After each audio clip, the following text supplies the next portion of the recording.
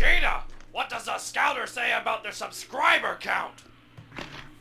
It's 9,010. Wait, so you mean...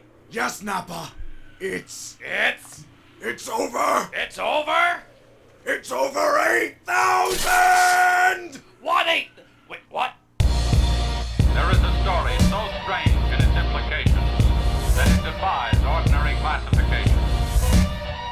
I don't care if you've been arguing with your waifu about the past all night. If you up, smash that like button. Welcome to Black and the Black Times Infinity. I'm your host, Cthulhu's Brothers, coming to you live direct from the stack. Smoke me out, fan, with that dang shit. On my left, oldest ninja in the world, old ninja.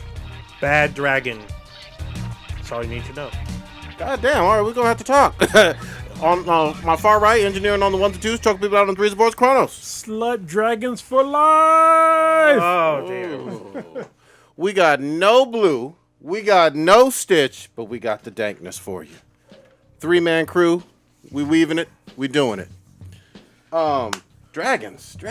Yeah, you watched Rick and Morty? Oh, you know what? Slut I dragons. did not catch the Rick and Morty. Yeah. I slipped up. It's all about them slut dragons. Oh, I have to watch it.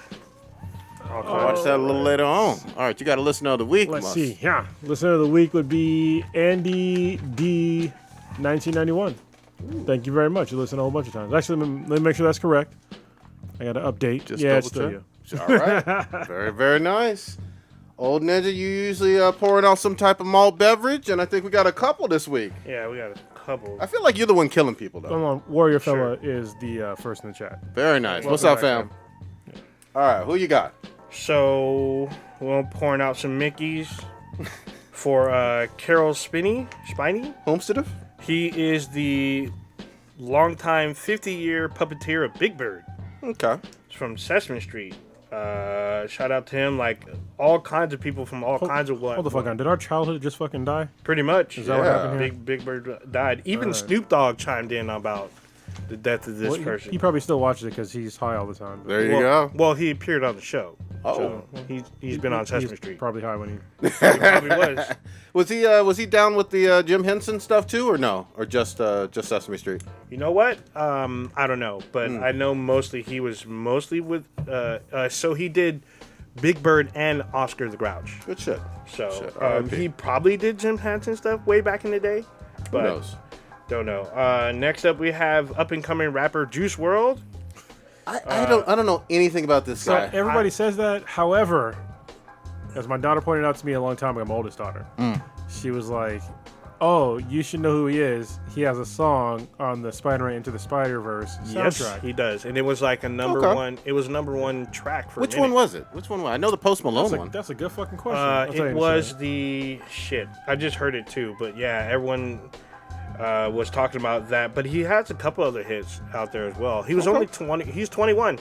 He might be one of those stars that I know their songs but don't know their name. Yeah, I think that's exactly what. I think was- if you were, Which one? what are you gonna say? the Hyde song. Yeah. Okay, all right. Yeah. It was a great soundtrack. yeah. I listened to it quite a bit. Apparently, he had a seizure at the Chicago airport. Yeah, it's a whole story. Yeah, I was about to Yeah. say he's pretty young for a seizure, right? Well, so was the kid from Disney. Yeah, you gotta tell the whole story. Do you know the rest of the No, story? I didn't read the rest for it. I Okay. just saw Drugs are involved. Let me guess. drugs are involved. Oh, my goodness. Apparently, he got his. I think it was like his plane or something like that. Got cops come on the plane looking for drugs, and so he swallowed a bunch of Percocets. Well, Damn. that's a wrap, y'all. Damn, Damn. not a good look. That's a wrap. You can't. I mean, look, you're basically committing suicide if you're doing that. Yeah, you know? opiates they're fucking powerful, and people take these things. Like, there's all these songs about like Percocet, Molly Percocet. I'm like, Yeah. that sounds cool. However, if Isn't you that want to Future? live, that's not the fucking way you want to go. I mean, you're just numbing your life, and it's very dangerous to mix those types of drugs. This is a fucking PSA from somebody who knows. So I was stuck on. I wasn't addicted to opiates, but I was prescribed opiates for a really long fucking time because I needed them. And it's not. You don't want to live your life to that fucking fog. Like, I was literally prescribed morphine for like a good, I would say 8 months. Damn. So, and you remember what it was like? Like, you saved me in the hospital. Like, I fucking Yep. needed that shit because I was fucked up. And if you get hooked on that kind of shit and you decide to start mixing it with other drugs or just taking them like a lot altogether, it's gonna fuck you up.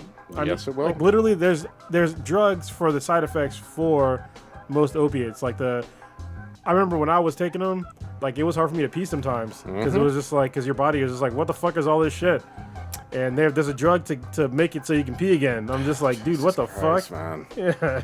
It's fucking poison. I mean, too young to be gone. Probably in his 20s. He was 21. Jesus Yeah. Christ. You just legally being able to drink. Wow. Yeah. Take the bus, live longer.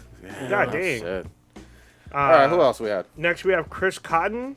Who's that? So he's a Philadelphia comedian. Appeared on Comedy Central on the show Every Damn Day. He passed today. So I'm not familiar with him. Did he have a Netflix special or something? he was on Comedy Central. Okay. You could also have a Every Netflix Damn- special. He could, I mean, No, you can't. I'm Yeah. like, all right. Dave Chappelle never did it. I thought you missed that since you don't listen anyway. Oh, So, this motherfucker. I know the next one. Yeah, the next one we have. He's been around for a long time, but I still butcher his name. Is Rene Auberjonois. Okay, who is this? So he is best known for his roles as in Benson. If you're a Gen Xer, if you're, ooh, that's not bad. If you're a Gen Xer, he was Benson back in the day. He's basically the white Jeffrey from Fresh Prince. Basically, he was, Okay, the butler dude. yeah, he's Butler dude who had the clapbacks every time. And he was also probably most known to millennials and everyone else as Odo from Star Trek. Not Deep Space millennials Nine. don't know who the fuck Odo is. Well, That shit was before they were fucking born. You're talking about Deep Space? Deep Space Yeah. Nine. Yeah. Oh, dude, wasn't that a late 90s? No, it ended in the 2000s. Okay. Did it really? Yeah. It started in the late 90s. Okay, Ended but in early 2000. Millennials are born. Yeah, I was about to say that's Yeah, unless they're going back and watching reruns, Yeah, which I don't know. Never know. But yeah, everyone's favorite constable and shapeshifter Odo, who had a very complex story on Deep Space Nine, but he passed away due to metastatic lung cancer. Damn. He was 79. He also appeared in MASH, which, unless you're a boomer or a Gen Xer, you probably don't know what that is. Okay, boomer. Yeah, R.I.P. though. You had some good ones this week. I'll give you that. All right. We got a lot to get on into. Where the fuck So- we going? Wait, first of all, can someone answer me these three questions? Why is Kanye in silver? Who let Lizzo into a basketball game with the ass out? And why is Nick Cannon coming after Eminem with weak sauce? That's a lot of questions. Yeah, that's okay. That's three questions. Kanye's the simplest one. He's crazy as fucking shit. He's off his meds still. Yeah, I mean, he's been crazy for a long, long time, and I use the word crazy. Yes, he needs to be medicated. He probably needs to be institutionalized, but yeah, he looks like a hot mess. I don't know what else to say about his Out ass. there looking like, was it Zed? What the guy from Yeah, fucking Lord Zed? Lord Zed? Yeah. No, Zed's the bad guy. Not Zordon. Zordon. Yeah. Is that the guy? Yeah, Silver Dude, Zordon. Yeah. I'm like, all right, man, you do you, I guess. You could probably sell some records if you fucking went back on your meds and made good music. Do you Just remember saying. his first four? And you, I know you and Stitch have gotten into this many, many times on the show, and they've all been great. His first four albums were fucking great. 3 or 4. Not only were they great, they sold fucking albums. Oh, yeah. Every time he comes with these new records, they're like, oh, it's #1. Motherfucker, it sold like 100,000 copies. Nothing. He used to sell multi-million copies Yep. on his records. And now he's in the hundreds of thousands. And people are like, oh, he's still #1. It's like, okay, but he's not selling shit for records because Yeah. his music is not good anymore. Getting very little radio play, getting very little. I've heard zero of his new songs. Yeah, I mean, it's just not hitting. So, Yeah. the other one you asked about, Lizzo. Yeah. I mean, Jesus. Ass all out. her ass is out in all of her videos. Yeah. But she went to a basketball game, ass all out. So here As opposed to like the cheerleaders? I mean, Oh, yeah. Have you seen what she came up to? It looked like some fetish gear. so here's the let thing. me see. I didn't like. Yeah, I mean, you can pull up the thing. It was. I'm not making a big deal out of this at all because I guess she could wear whatever the fuck she wanted. It was at a Laker game. Did they kick her out? I don't believe so. If they She didn't- was like escorted inside. If this was anybody else, they would have kicked him out. She's wearing a big ass. Oh. Yeah, it was like. yeah. Yeah. That's Yeah. hilarious. So I mean, she's almost mooning people. You know. Yeah. That's a lot of moon too. Yep. Yep. but and people are gonna say, well, you don't complain when someone of a smaller build, is showing off her ass. But look, there's a time and place. She's not on stage performing. Yeah, you know what I mean. She's attending an event. This is a basketball game. She is just a customer. No, I mean I sort of disagree. Well, I don't know. I think if you don't see a lot of women in thongs of any size anywhere in public in America, you know what I mean. Okay, so that's fair. That's a reasonable statement, right? Yeah. So for somebody to be wearing a thong in public, Except on the beach. Well, even on the beach, you don't see very many thongs here. And it's maybe Miami, yeah. Yeah, but that's like everybody in Miami knows. Probably don't take your kids there to those certain beaches, Yeah. So it's just like, so I understand that the criticism. People to say that nobody complains about, skinny women wearing that kind of gear. Show me a skinny woman that's wearing a fucking thong on an NBA court. Yeah, Like, that's the thing. Let me see one. Yeah. You know what I mean? Yeah, it's the location. Because, I mean, again, you can do whatever you want on stage. I'm sure there's some shows with Janet Jackson. There's some shows with Marilyn Manson and Prince wearing, almost nothing.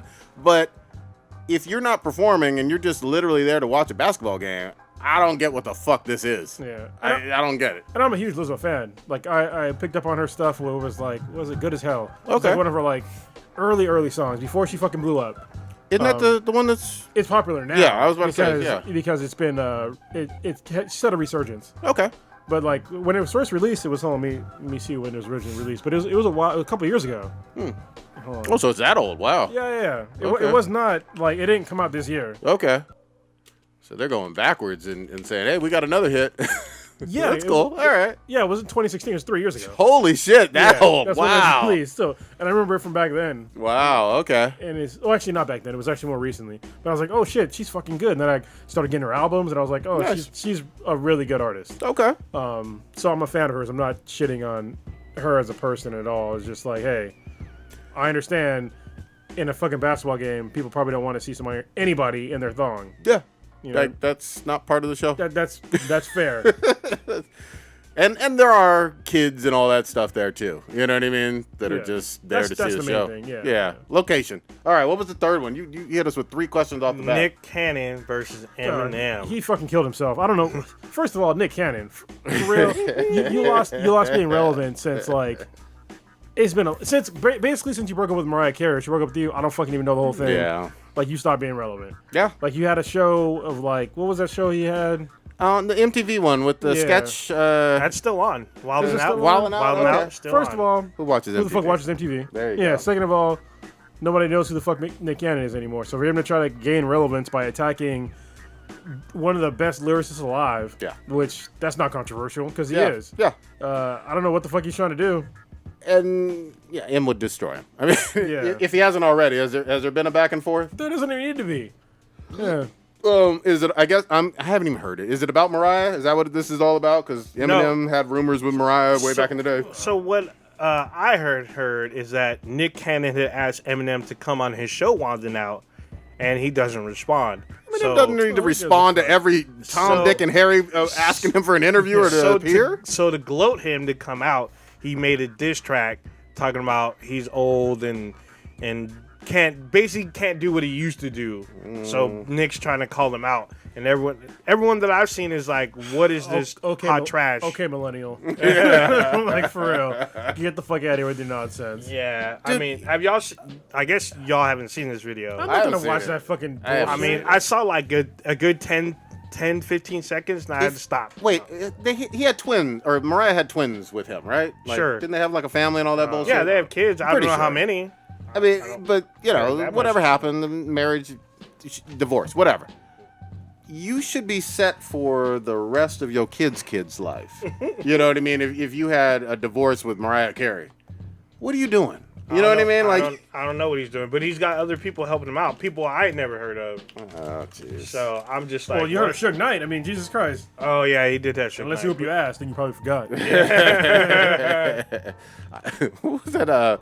Fucking Vanilla Ice. That story I'll never forget. We were talking about holding him over like the balcony in Vegas and shit. Yeah. Like, sign this contract, motherfucker. Oh god damn.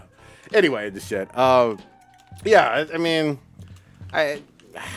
who knows what the fuck is going to happen there, but Eminem could destroy him back in the 90s, back in the 2000s, and today, lyrically. We all know this. We're just waiting, right, at this point. Let's get into some shit, goddammit. You want to start with some of these trailers? Because there were two interesting ones. Yeah. Let's do Ghostbusters first. Yeah, Ghostbusters, that one was like, thank fucking God this trailer came out. This trailer had me all in my feelings. I was like, thank you. They actually paid homage to the original Ghostbusters. It's Ghostbusters 3. Yep. There's none of this vague bullshit. Is it connected to the... Yes, it fucking is. You know what I mean? It has one of the kids from Stranger Things, so that's like perfect fucking casting. Yep. It's with a younger generation. Apparently one of the kids, or at least one of the kids, is a granddaughter of one of the Egon, original... right? Egon, yeah. Egon, one of the original Ghostbusters, so I'm like... They're connecting shit in the right ways. It looks creepy enough. The director is the son of the first director. Yeah. So this is the way that you do it. You know what I mean? And you notice what nobody said? Nobody complained about there being a female in this shit. Not one fucking person. Because it didn't look like fucking dog shit. But guess what? Guess what people weren't complaining about? What's that? They're complaining that this looked too much like Stranger Things. And I don't get that, but it looks like a Ghostbusters movie. Yeah, a lot of people were saying, they were loud and so here's the tweeting thing. out there. A lot of people, because again, it's a generational thing. A lot of people didn't grow up with both Ghostbusters movies from the 80s. And if you're only familiar with your version of the 80s in terms of thriller, psychological thriller kind of fun movies is Stranger Things, which is popular and great, then you're going to think almost everything looks a little bit like Stranger Things because that's the time we're in.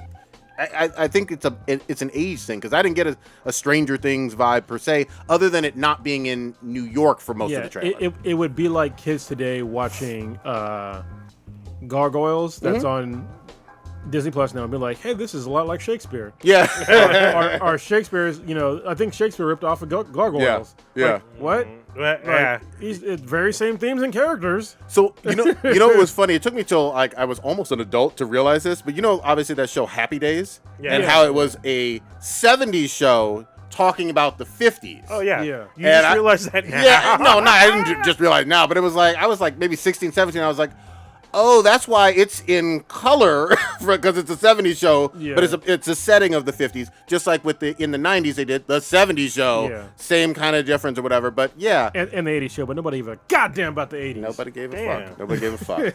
But yeah, this trailer, I like the fact that you see the ecto trap, right? Yeah. Right off the bat, Paul Rudd, Ant-Man, fits in quite well with this.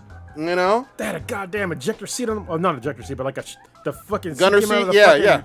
I was like, bruh. That's that it. shit was so cool. Yeah, that's it. I could have sworn that seat was from Ghostbusters 2. I want to say. No, I don't never remember. came out. I don't remember Did that not? scene. That shit never could've came out sworn it before. did. No, I don't. Either one. I'll rewatch it, but I don't remember that because I'd have been like, dude, I'd have fucking busted a nut. Yeah. Like, I dude. feel like it could have been from one of the cartoon shows. Possibly. Yeah. That, but it's been a while. But I will say this, I know some people are obviously this is going to be a highly split and divisive movie because the people who are the minority who are passionate about the 2016 version are going to be all up in their feelings trying to sabotage this. I know it. All 1,000 of them. Exactly. Yeah, go fuck yourself, all of you. God damn. And no shade to the actors or actresses. I mean, Thor was in that one or whatever, but it didn't fucking work at the end of the day. Now, I will say this is pretty soon from that debacle. Like, you don't have, that was 2016. This is coming out next year, right? Yeah, I think so. So 4 years time, hopefully that's enough time to wash everybody's, eyeballs from that travesty. I don't think it even has to watch it because nobody watched it. There you know go. what I mean? And people complain that, men didn't watch it. Bitch, nobody watched it. Men, women, fucking whatever fucking gender you want to choose, nobody watched it. And the ones who didn't like it all that much on average. You know what I mean? A lot of people saw it and thought, hey, this is fucking trash. I thought it was trash.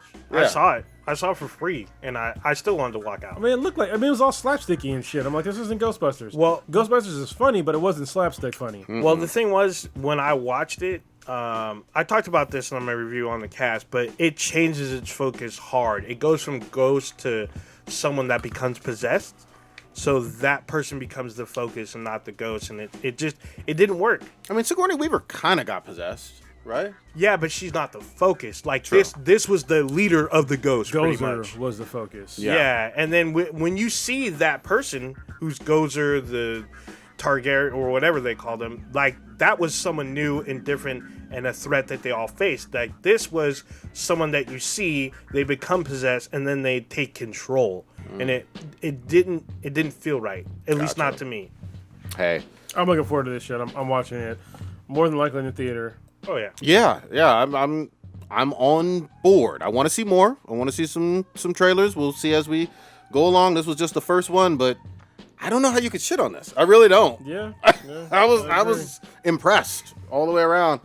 Next big one was Wonder Woman 84. Oh damn. Oh, yeah. Finally. I watched the live event. So this is so weird because this movie has been made for a long fucking time. Yes, it has. It's been done, like fucking wrapped, fucking Probably totally done. Late 17 or early 18 it's been. Yeah, it was like over a year. Yeah. It's been like totally done. And they're just waiting for a time period for them to just drop this gigantic fucking box office bomb on the rest of the world. Mm-hmm. You know what I mean? This is like, I mean, they're smart about it, but at the same time, it's like, can we not get it fucking sooner? Like, there are no time slots. I'd watch it this weekend. Yeah, exactly. This No weekend. shit. Yeah. We get Diana riding on motherfucking wait. lightning. I said that, but if it comes out this weekend, it's gonna get crushed by Star Wars. Yeah. The next Or week. yeah, next week. So Yeah. I get it. All right. They have a good slot. I think it's early June 5th Yeah, or June something 5th. like Yeah, that. Yeah. it's summer blockbuster. You know. Diana, what'd you think? Gal riding lightning So- with the lasso. So when I watched it, I watched the because they were at a convention in Brazil, and there was like it looked like 2 million people were there. I was there's a shit ton of people. The numbers are like 3 or 4 times bigger than Comic-Con. Yeah, it was fucking huge. Huge It was a numbers. sea of people. They gave people like It's because Brazil's dope. yeah, they gave people like gauntlets in the crowd. They gave them watches and shit. I was like, what the fuck? And they like Patty Jenkins came out. They came and introduced the thing. They had a little Q&A. Then they showed it live, and I was like, holy shit, this is it. And man, it starts out with Blue Monday. Yes. By this famous like 80s song that's been remade like 2-3 times. But I was just like, oh shit. You see Diana come out in like an old ass fucking Buick like Continental or whatever, walking down the red carpet and shit. I'm like, is this fucking Showing all them legs. yeah, I'm like, dude, this looks like Wall Street from like 87 or some shit. And then like they're like in a mall. I'm like, is this Stranger Things? Like, holy shit, like this looks like an 80s film. Yep. But it has like 2000 graphics and shit. And we see Kristen Wiig, they're all talking and stuff, and I was like, okay. You got to see this side by side, if you haven't seen it on Twitter or anything like that, between Kristen Wiig's costumes and glasses and some of the things just from this trailer, and Michelle Pfeiffer back in the Batman Returns movie. Why? What? People are making comparisons? Oh how they yeah, look? you could see it. Like she's channeling her in a lot of ways. Well, I mean, scene they're- for scene. I mean, they're both cat people. Yeah, so- exactly. It's But you know, one depending on who's writing, one turns into an actual like anthropomorphic cat. no food a dick, but just saying Titties out, furry titties. furry titties, but they're usually covered in like spots, so you can't see nipples. Hey, so you gotta focus hard. Like back in the day when you didn't have Skinamax, but them little squiggly lines. Every now and again, you see a nipple. So to be clear, we do not see Cheetah in this. We see Barbara. Yes. So I mean, watching the trailer, I was like, okay, Kristen Wiig's usually like the nerdy, like comedic chick, like she was in Ghostbusters and SNL, and then all of a sudden she comes out Bridesmaids. Yeah, she was a drunk, crazy chick, and then you see her in this. She comes out in her little black dress, and I was just like, whoa. She looked good. I was like, God dang. So I mean, she could bring it as Cheetah. We'll see, but we see Steve Trevor's back. As Stitch would say, the star is back. How dare you? He's back up in the fold, wearing famous like what fucking like looking like a Duran Duran fucking cover shoot or some With the shit. fanny pack in Yeah, there, too. fanny pack and everything. And then I did not know that Maxwell Lord was going to be in the film. Yeah, you know who's playing him. Yeah, Pedro Pascal, the Mandalorian, Yep. is now in Wonder Woman as Totally different. totally different, looking like a Miami Vice runner-up, Crockett and Tubbs up in there, and he's got that weird. He has literally Donald Trump's hair. Pretty much, yeah. He pretty much has the fucking toupee type shit, and he's up in this. People are saying that it's because, I mean, it's the trailer. We don't really know, but people are surmising that Maxwell Lord had something to do with bringing Steve Trevor into the 80s, current. We gonna see. We're gonna see, but I mean, we see him and Diana, I guess, have like a little thing, and we see fucking Kingdom Come Wonder Woman's like outfit, her armor with wings and helmet, and Golden every fucking Eagle. thing. It was fucking crazy, and she sheds the wings like she just shrugs her shoulders and they just melt away. I'm just like, what the fuck? And then we see her with the lasso, riding lightning. Don't sleep on all of the lasso. I'm not sleeping, but the lasso has been broken before. I'm just gonna say that. Not in the movie though. Not in the movie, but it's been broken in the comics. Pretty rare. Yeah. But in Kronos, fact, get in here. Just let him get in. What'd you think of this one? So I gotta be honest. Go ahead. Once I saw, was it Trevor Smith? Steve Trevor? Steve Trevor? the star, as Stitch would say. Oh, God. I'm like, y'all got some explaining to do. Yes, they do. Explaining on 2 points. All right. First of all, that motherfucker blew up in a plane. Second of all, that shit was a long time ago, and he hasn't aged a fucking day. Yep. So, That was World War I. Yeah, y'all need to explain some shit. Like, he didn't do some goddamn Captain America shit. No. So they need to explain that shit right away. If they don't explain that shit well, I'm gonna be like, fuck you.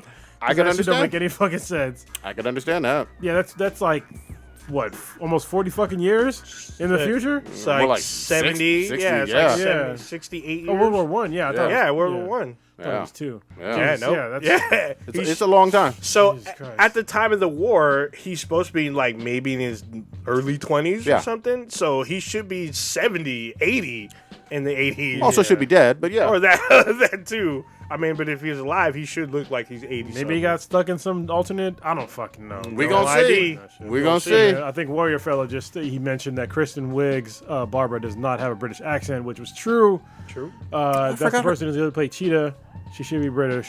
So Oh, okay. You know what's funny? Like when I've read her in the comics, I've never put like the British accent like when I've read it. yeah, You know what I mean? Like so, but I hear you. I mean, if it's Yeah. canon, it's canon. I mean, when you Cheetah's been shown in like the Justice League, Yeah, like you're right. animated series, but she's not British in that either. Yeah, that's true. But So I mean, I she- get it. It can still be she can still be good. But I mean, it's cool that it's Kristen Wiig. I mean, she's as far as like the person who plays her as like a normal person, that's fine. Oh yeah. But I'm curious to see how she looks as like Cheetah. because Yep. she needs to be like some yoked ass looking Furry? scary ass Yeah. furry like nightmare fuel. I'm glad you put that in there because the fear should be there. She's a Yeah. physical presence. Yeah. You know what I mean? And she will fuck most people up. And yeah, you can't have her looking like them rejects from Cats. Yeah. You know what I Oh, mean? God You can't have dang. any of that bullshit. She should look like Serena Williams with like 50 more pounds of muscle. Yeah. You know what I mean?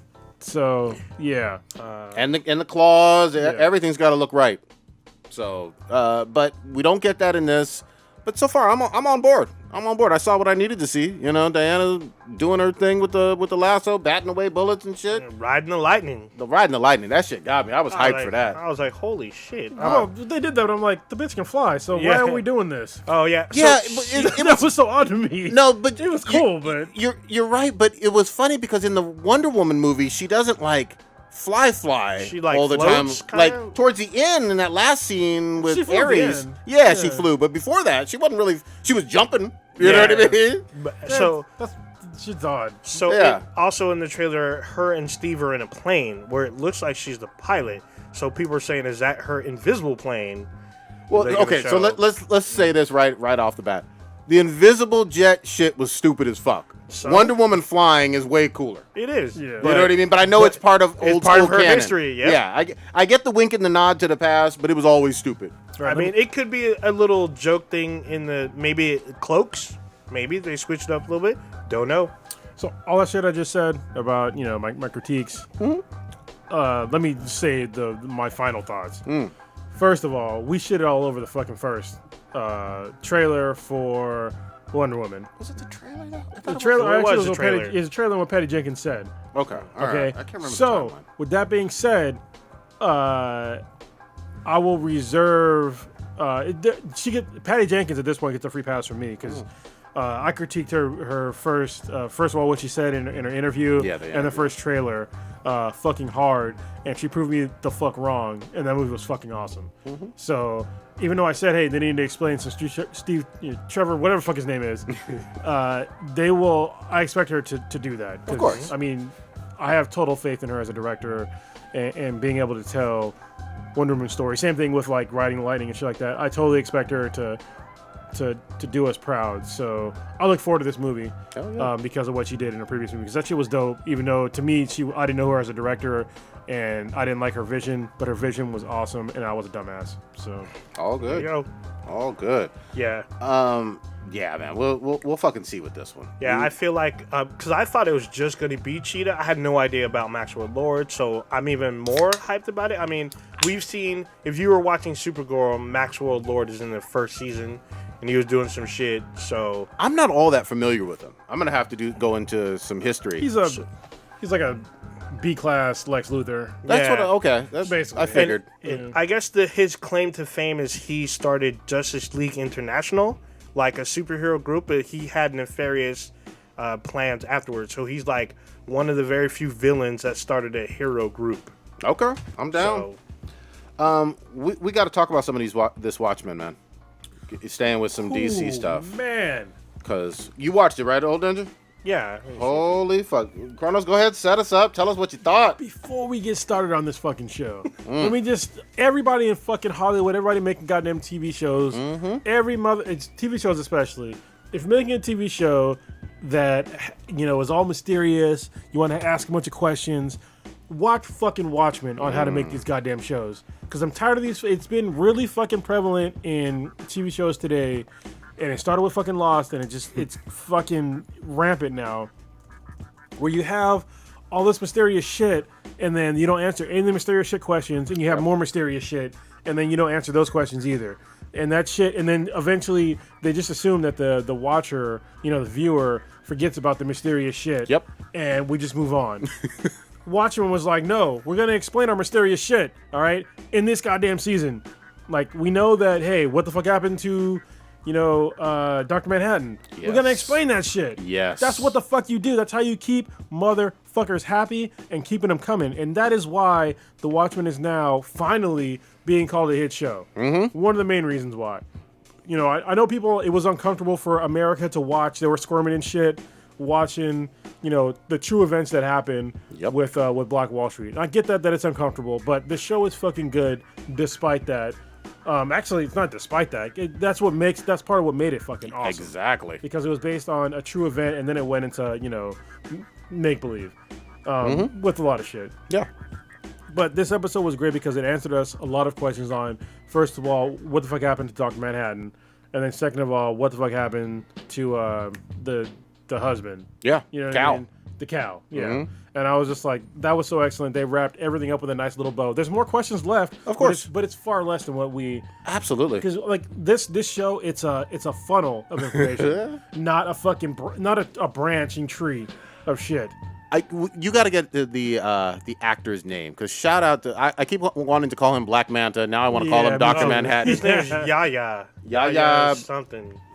I can't pronounce his last name. He's the dude he's the Striking Vipers guy. Yeah, exactly. Striking Viper, Black Manta. Shout out to him. Yaya Abdul Mateen II. Okay. Sure. All right. Shout out to you, man. You're a good actor, man. Yeah. He brought it, man. Look. First, for me, it was the little things.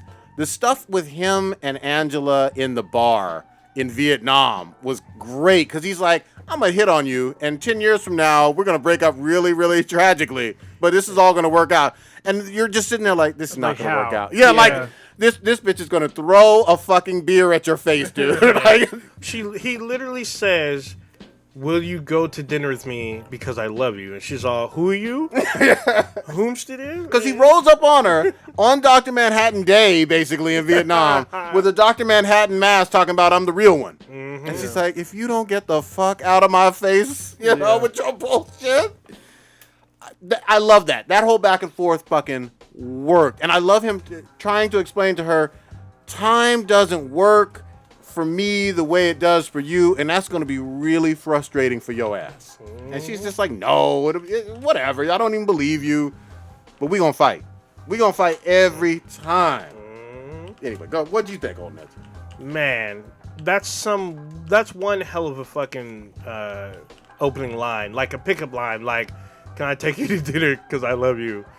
But then if you spin it right, I mean, I guess you got blue balls up in your face. I just sat down and tell him, my name's Tyrone. I'm going to give you this dick. Oh, damn. Holy shit. But I was just like, holy shit. Like, it was like Dr. Manhattan Day is the anniversary of Angela's parents' death. Mm-hmm. And she's a cop. Last she said she was going to be. She's a cop in Saigon, or not Saigon, Vietnam. I don't know if she's in Saigon. Doesn't tell us. But Dr. Manhattan, who's been gone for however long, he explains to her basically in backwards fashion. Yep. From like what happens in the future to what's going on with them now, where he's been, how their lives are going to be. Yeah. And basically how to deal with, I guess, a traumatic. Oh, there's a gap in his memory. Yeah. And that's explained as well too. The and it's like gap, yeah. Yeah, and it's literally the gap is everything we as an audience has witnessed. But here's the thing. Like with a comic book, we're kind of used to this like time jumping conversational things. The way that this it flowed in a TV series was effective because I'm like, you're on the edge of your seat. You want to see what the fuck he says next because it's giving you clues about what's about to happen in this episode and what's happened in subsequent episodes, like from the very beginning of this series. You know what I mean? Like one by one by one. And at the same time, you're just like, this guy is talking in semi-riddles, you know? And you feel for Angela because you're just like, this motherfucker is frustrating as shit. But the thing that got me is when they go into the morgue and he's just like, I don't really give a fuck. You choose, but you've already decided, basically. Yeah, well, yeah, because she showed him 3 potentials, and then he knew that she was hiding one from him. Yep. And she's like, well, you haven't showed me everything. Show me everything. And she does, and she's like kind of like reluctant, but then she's like, well, this is the one that I really like. But he's like, you didn't show this to me, but if you like him, boom, all of a sudden, voila, he's Black Manta. Yeah, exactly. So it's like, what the fuck? And it's like, dude, why did she hide that from him from the first place? Dude, which is strange. How about the pool scene? Sorry, I know we're jumping around all over the place. You jumping way far ahead. But when she's in the pool talking to her grandfather via Dr. Manhattan from 10 years ago, asking him about Don Johnson. Chicken or the egg. Yeah. Holy shit. I mean, you talk about some writing. Well, he said that let me get some shout outs right now. All right. So the director of the episode is Nicole Caskell. Shout out to you. Yep. You did an excellent job directing. And the writers, Jeff Jensen and Damon Lindelof. Oh, series creator. Yeah. Shout out to all 3 of you. This episode was the whole fucking show was excellent. Mm-hmm. But I know in the seasons you changed directors and writers, right? Yeah. So in this episode was fucking great. Like it was so fucking good. Dude, I can't get over even the fight when they just finished or maybe are in the middle of having sex, right? They were fucking. Yeah, okay. Fucking. Yeah, in the middle of fucking. She tells him to shut up. Yep. And and he's stop like, talking. You're fucking. Or where are you? You know what I mean? And because he's off somewhere else at the same time that he's there fucking her, and he's like, "Oh, we're already in the middle of the fight." What do you mean? Yeah. Well, that's what's weird. It's like if you can tell the future, it's like you can avoid these things. Yeah. Like just keep fucking. Yeah, man. But then maybe it's gonna happen eventually. Yeah, that's the thing that I mean. You could start having a philosophy class just on this episode. Yeah. Because see what I can already see what happens. Like if something happens, like while you're fucking or doing whatever. Yep. And then the fight gets worse way down the line. Yep. You know what I mean? So. But he's so aloof. He's so kind of distant. But at the same time, he's a god. Yeah. You know what I mean? And he does not talk like a human. And I love that about him. Nothing he said is human-like because if you don't have the same perception of time, things don't work the same for you. He never I love how they always keep to this simple premise of when he's talking as Dr. Manhattan, he always uses the present. Yep. Never the past or the future. He always uses the present tense. Yeah. And that's what gets really I mean, we all know because the way they write it. Yeah. What the fuck he's talking about. Uh-huh. But, you know, if it was like a shittier writer, then you'd be very fucking confused. Such a great point. Yeah. Such a great point. But I like when he rolls up on Reeves and just like, hey, your granddaughter. He was like, the fuck? Who are you? What do you want? What do you mean you're Dr. Manhattan? You a black man coming to my house in New York. Like, what the fuck? You are crazy. But he's able to talk to everybody. Yeah. And we didn't even get on the stuff with Ozzy. Yeah. You know? Yeah. I mean, you want to explain that one? So I got a theory on this shit. Too. yeah, it was weird because like this is probably the first time we see Ozzy on Earth. Yep. And his link to everyone else, and his link is Dr. Manhattan. And it was weird because instead of blue balls, it's fucking black balls rolling up to his spot, just swinging, cocking all out, and I'm just like, seriously, dude. Like, But that's Dr. Manhattan. yeah, it was Dr. Man. I guess when you're an omnipotent god, you don't really need fucking clothes. You just slang your dick everywhere you need to. And so Ozzy This is God dick. Yeah. You know? And Ozzy didn't give a shit. He knew he was there. He's all, what's up, old friend? Like, what happened? He's all, how come my utopia didn't happen? They love their weapons too much. And they have this conversation. And he's like, well, I can show you utopia because I built it. And he's like, well, And now we know exactly where it is. yeah, we know exactly where it is, and we know how Ozzy got there. Yeah. So I was like, oh shit, he literally sent them in an He instant. tricked his ass. But for a reason, this is where my theory comes in. Ooh, go ahead. Speculate. By speculating, he sent because he knew that there was a 10-year gap with his memory.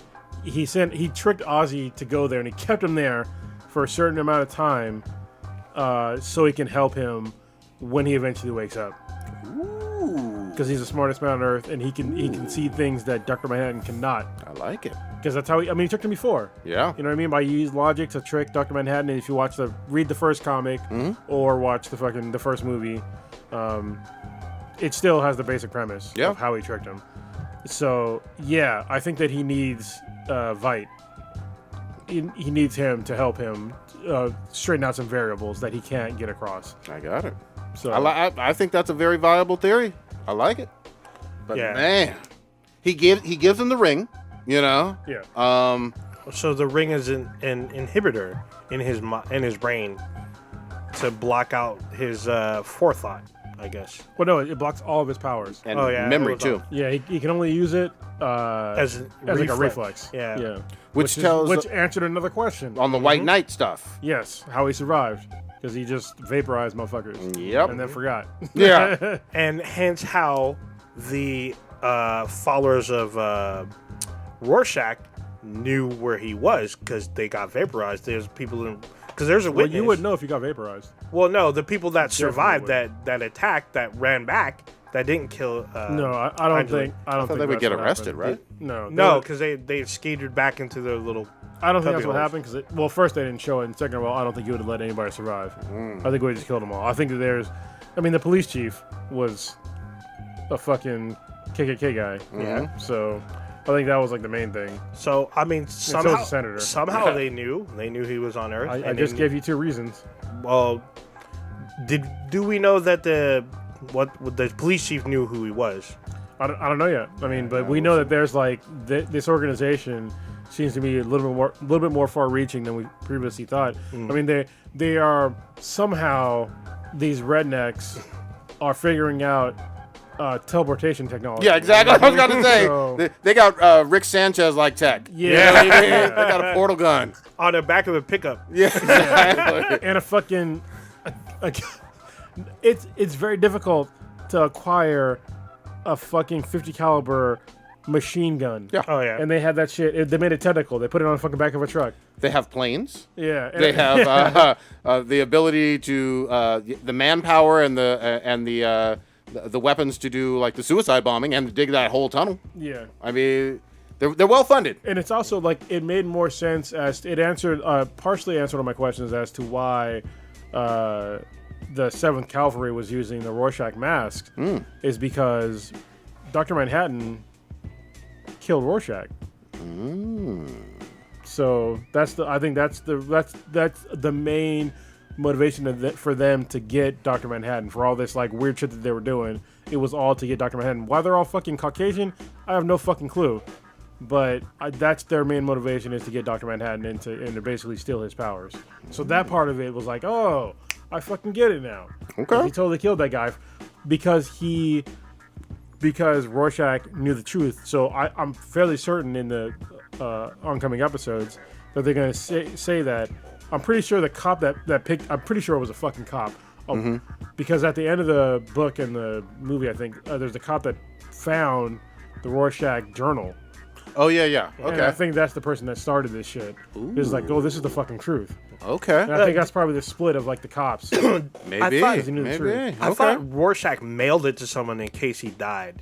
Did he? It ended up being, I'm pretty sure, at least in the movie, I gotta go back and, because I have a fucking comic, I gotta go back and read it. I have it too. In fact, I brought it, but I left it. I brought it last week, so I was gonna break out some, but I left it at home this week. But yeah, I know someone gets it. Someone gets his journal, but I don't remember exactly how. In the movie, it was a cop. Okay. So he happened, because it was in, somebody put it in, like, evidence or some shit. I mean, not evidence, but they just, like, put it somewhere, and he was like, what the fuck is this? And then he started to read it. Maybe somebody in the chat, if they read the comic, you can let me know if I'm incorrect, if it was in the comic. Man, it's been so while. It's been a while. I've read it a couple times, but it's been a few years It's now. been a while. You know? We're old, so, you know, shit happens.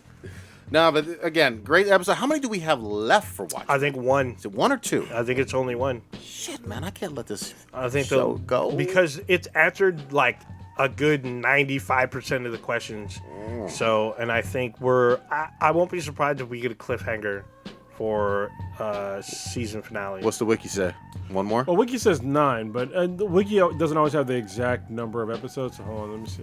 Okay.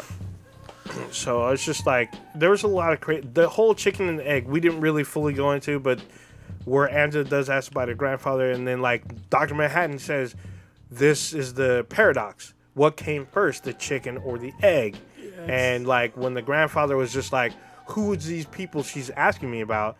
And he looks at her, he's all, he doesn't know. And she's like, and she immediately got it. She's like, did I set these events in motion? Yep. Is this my fault? This whole thing started because I did this. Loop, yeah. And I was like, oh shit, that fucking blew my mind right there. I was like, oh shit. It is 9 episodes.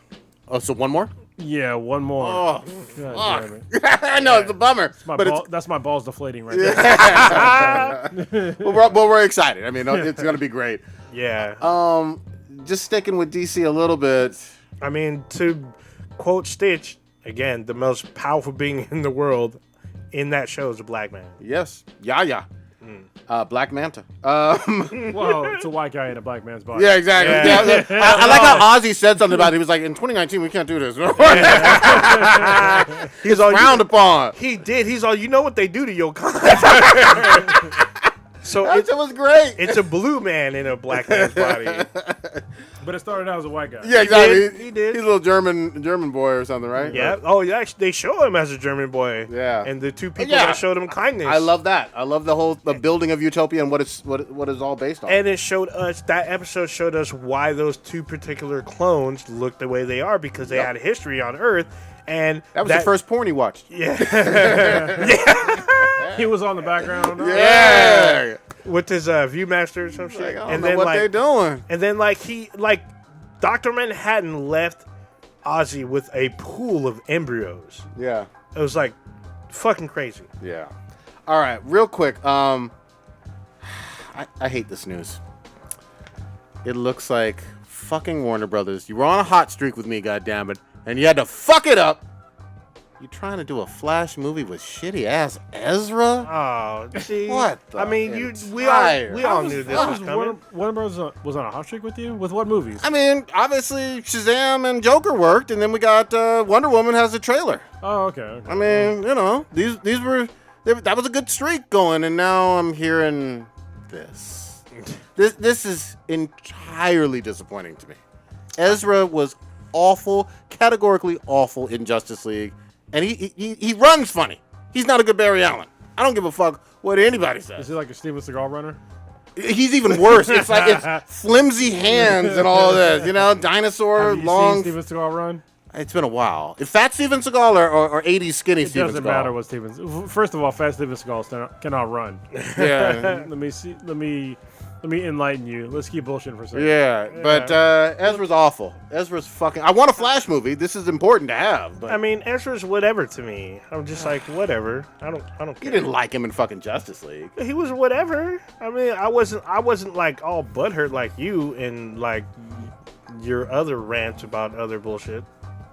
Ezra was one of the worst parts of Justice League, and that had a lot of errors. Well, and he was a coward. That was the main thing. Yeah, he he was. He was a fucking coward. They didn't even take the time to explain how he has a look, billion-dollar suit. Look, Oh look, my look, god! Look What at the that fuck fucking is- run. Who Yeah, the that's fuck weird. runs like That's that? weird. That's when he was skinny too. Yeah, that's. Oh, look at the arms. The arms. Yeah, and the tight jean. Who Yeah. the fuck runs like that? Yeah, he's not catching anybody. No. That's awesome. Yeah. No. No, that's pretty. The hair slowing him down. These are in different movies too. Yeah. So Yeah. The weird like fucking Arm arm flailing. circles. Yeah. What the fuck are you doing? Yeah. He keeps his arms real, or his at least the upper Oh, part of his flimsy. arms real close. That's like the Conor I mean, McGregor arms. it's when good you- for like. I'll be honest. If you grapple a lot, it's good to keep your elbows in. But definitely when you're running, don't keep your Yeah, elbows in. running ain't the same Yeah. thing. That's not the same sport. But show shitty ass Ezra. God Ezra's running was just odd. It didn't look right, man. He bothered me. he And didn't- he was a neurotic Barry. That doesn't work. I mean, I blame him. He's not the. According to the CW Barry, who's like everybody loves. Apparently in the comics he's not, because Barry Allen's not my favorite. I guess There was one Runner, slow-mo but- scene where he's doing it. I don't know. I mean, he usually Yeah. they don't really show him run that much. It's usually just lightning and him just like sparking everything, and then he's gone. There was one where he was in like the accelerator or some bullshit, and he's running towards it to do the blue lightning. I can't remember what the fuck part. I'm trying to block out that movie from my mind. But nobody was like excited about Ezra doing shit with this role after this movie. I mean, it's like whatever. Like I said, he wasn't. He was just like there, you know, like he was there to like, as he says, push people around. Yeah. I Like- think that was the scene. Yeah, that scene. This scene where he's He's like just- he's in slow mo. He's not even running. Yeah, but he doesn't look right. It just, he's clumsy with the shit. If you say so. Yeah. I mean, whatever. I'll have to find the whatever scene. Maybe it was Batman versus Superman Oh, briefly maybe. too. Maybe you were just bullshitting. Yeah. But Ezra was awful. It wasn't good. I agree Yeah. with that. Yeah, mean- so we'll see. But they're talking about doing this for 2021, and I do want a Flash movie. You know, but the other thing that they're doing, we're getting a Matrix movie, Matrix 4. So you see this shit? Matrix 4 and John Wick 4 are supposed to drop same day. That is going to be Keanu Reeves' day forever. Yeah, I guess so. Yeah, I but mean, that's a bad look though. yeah. They're both rated R movies, right? Well, it can't be May 4th because that's Star Wars Day pretty much. Yeah, it won't so, be May 4th. Yeah, I would imagine. I guess it's supposed to be in May in 2021, but I mean, I feel like it's so far out, they'll probably change that. I feel would like they imagine will. because I figured they'll be like, oh, we really can't like confuse people like this because like I would see both in that same weekend. I'm course. like, I see Matrix 4 and I got to see John Wick. Could you I'll picture see someone both. coming up? Hey, give me 2 tickets for the movie with not John Wick, but for Keanu Reeves, yeah. and then you get like a ticket for something that maybe you didn't want to see, or you get it for Matrix. You didn't want to see Matrix. You wanted to see. Nah, they're not gonna do it. They're not gonna do it. We'll see. We will fucking see. I mean, things are probably going to change, and plus shooting schedules can fuck up. So Well, look at how we talked about how much Wonder Woman was pushed back, like a Yeah, full year. whole year. So things happen. Did y'all see the Mandalorian? yeah, of Fuck course. yeah, I did. I saw it when it dropped. Boy. Which one? I'm sorry, I watched like 3 in a row. the last one, not the shrimp one, right? This is the one with the what's her name? Ming Ya, right? Oh, Ming Na Wen. How the Yeah. fuck is she? How is she so fine at this age? She's in her 50s, right? Yeah, she's like 50. 56. Yeah, she's like 55, something What like the that. fuck? Damn. I thought we were going to see a bit more of her, though. She beats the homeboy's ass. Yeah, So, but I wanted more. I mean, we see the Mandalorian go back to Tatooine. So someplace everyone recognizes, everyone sees, and this is post return, post Empire. So the Empire's gone. We see stormtroopers' helmets on fucking pikes and shit, and we see the bar that didn't want droids being run by a droid. We see this new character Hold on. sitting. Didn't he sit? There was a scene where they were sitting in the same seats. I was just Yep. about to say. Oh, I'm sorry. Yeah, Go he ahead, sat in the explain. same. This Disney Channel dude. I guess he's on Descendants or something. He's on the Disney Channel or something. But he sits in the same spot Han Solo sat where he shot Greedo, because Han shot first. He sure did. Fuck that shoot at the same time bullshit. Han fucking slide, like CGI sliding neck fucking bullshit. No. Han shot first, blown the shit out of fucking Greedo. And Greedo had that shit coming, though. Yeah, he did. He knows what he did. Yeah, he did. Yeah, he knew what he did. Exactly. So we see this new dude. He's like new to the Bounty Hunter Guild. He's got his marker. We ain't in it yet. Yeah, well, he's trying to get in it. He's trying to get his whatever, his clout, right? And he's got to go after a mercenary. And the Mandalorian knows. He's like, dude, if you go after this, you dead. Like, you don't know what you're doing. You just run in your mouth. He's like, well, I need your help. Woo, woo, woo. So he basically cons the Mandalorian because he needs money because his ship is fucked up. Because he was in a fucking space battle, which was cool, by the way. That was nice to see, yeah. So they go after Ming-Na Wen's character, they go after her on fucking swoop bikes. They go after her and, like, she's out there, she's tagging them from, like, miles away with their fucking sniper. I love that. That's a great scene. So they come with the plan to come at her at night and blind her so she can't see. They show up. The rookie dude thinks he can take her. She mops him up. Mops him all over the sand. Quickly. And then, like, the Mandalorian comes in to back dude up. They manage to catch her. But one of the bikes she blew up, so they can't take her back on it. So they need, like, transportation to take her back. Why the Mandalorian ends up leaving, saying, "Hell, you don't trust me, so I'm gonna go get the fucking ride." So Fennec, she's all like, "Well, you know why? Like, what's going on with him? His armor's worth more than me. His, like, reputation's worth more than me. Apparently, he stole a child.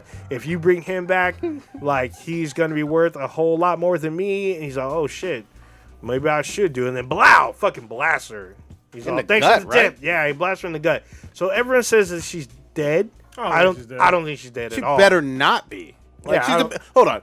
Out of all of the characters we've seen in this show so far, she's the biggest, most recognizable actress or actor. But I would say in terms of faces we've seen, compared to, like, fucking more than Carl Weathers. no, well, not Carl, but fucking Talking about Gina Carano? Carano. Yeah, Yeah. Carl. Ming-Na Wen is a bigger. Way bigger. Yeah. Gina, I mean, don't get me wrong. I love Gina Carano. Yeah, but I I do love too. her for multiple reasons. Yeah. So it's not just from acting. Exactly. I mean, come on now. This is and she's been on S.H.I.E.L.D. for all those years, right? She has. Yeah. She's in a numerous amount of stuff. Yeah. So I just don't want to see an actor of that caliber going out and that quickly. Yeah. She's a badass. She needs to be alive. So homeboy, he leaves her dead. He comes back. He steals Baby Yoda, and, like, tries to hold the baby as hostage. And then the Mandalorian ends up besting him. He shoots him while he's holding Baby Yoda. And so the person he left the baby in care of, she freaks out. It's like, "Where's the baby? Where's the baby?" And he's just chilling behind the thing. He's like, "Oh, is this over? Oh, I'm just waiting for y'all to finish y'all fucking up." And so the new guy, he's pretty much dead. Because he got shot in the chest. Sparks flew out and shit. And then, like, he thanks the lady for repairing the ship. And then we see, like, I guess an after credit scene. It's not really after credits. But someone goes to the body of Fennec. And he, like, inspects her. Everyone's saying that it's probably Boba Fett. I'm like, no. I'm pretty sure it's going to be... It's Giancarlo's character.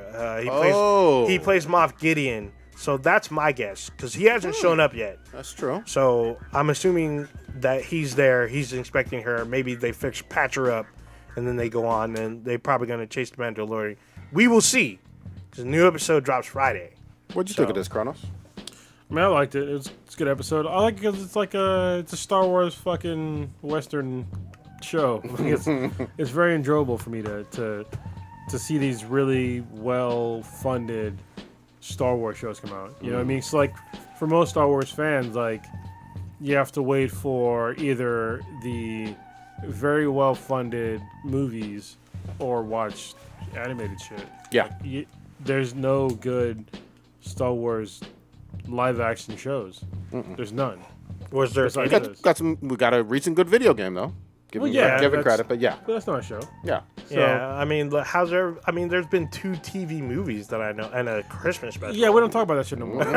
So let's not do that. So I mean, it's good that they went this route for Disney Plus, and this is like their main. You know what? I heard there's like a lot of people are going to cancel Disney Plus That's dumb. after this. I'm just like, they have a lot of shit coming down the pipe. So I mean, you can cancel it if you want, but you're gonna rebuy it. I mean, Yeah, again, it's not just this. yeah. What are you gonna do? Rebuy every month? Like, you might as well just keep it because there's gonna be more content coming. Yeah, I mean, So- they've announced multiple Marvel shows.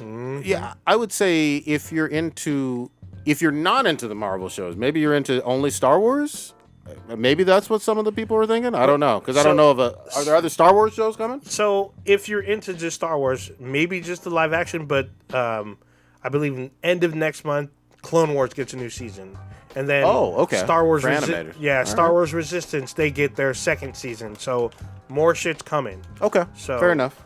Within the next 3 months coming. Gotcha. So All right, good shit. Yeah, a solid episode all the way around. Did you watch them bots? I didn't. I just finished I it. didn't. But go ahead, y'all. No, I'm not gonna talk about it. Yeah, it's different. I mean, y'all could, speak on. Tell us. No, well, because I want to, because this will be infinitely more enjoyable if Stitch is on. Okay. Goddamn. All right. Yeah, Something must have happened with Dom. Yeah. So I do got to drop a little tidbit. Did y'all know that his girl, the actress that plays Dom, Grace Gummer, she's the daughter of Meryl Streep? No fucking way. Really? Yes, she's one of her 4 kids. Oh shit. And I was like, what the fuck? This is Grace Gummer is one of Meryl Streep's daughters. And I was like, what the fuck? And then they show a picture. Like biological daughter. Biological daughter. Wow. And I was just like, oh shit, there's a picture of Meryl Streep with red hair.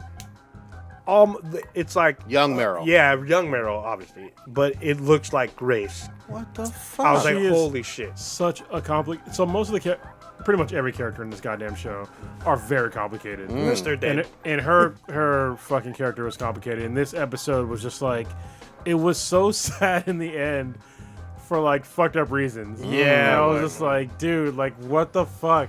This episode was like Mr. Robot doing 16 candles. God damn. Yeah, All right, yeah. I need to watch this tonight. That's It's like, man, literally what it was. It was so fucked up. I was just like, dude, it made me sad.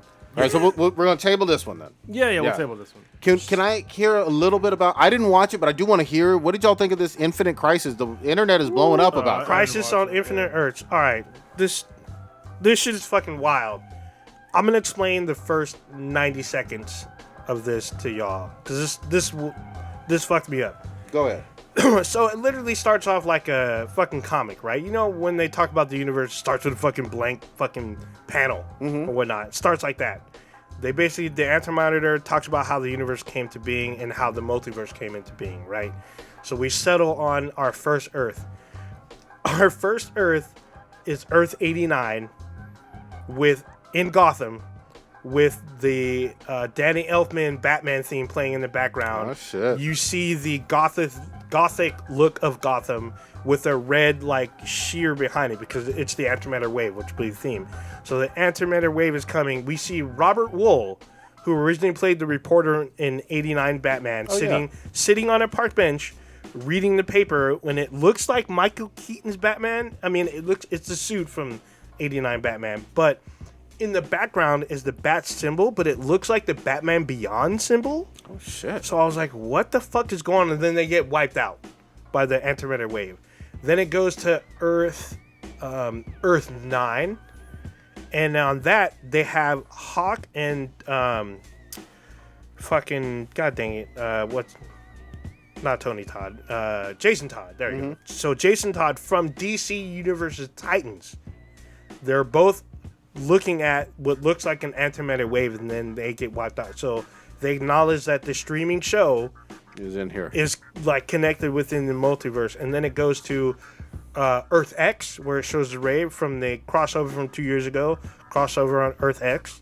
The ray is patrolling, flying through, and then the antimatter wave comes in and wipes out that planet. Then it goes to Earth 66. Batman 66. Batman 66. Oh, where, shit. That's so they cool. showed the actor that was originally Robin, because obviously Adam West is gone.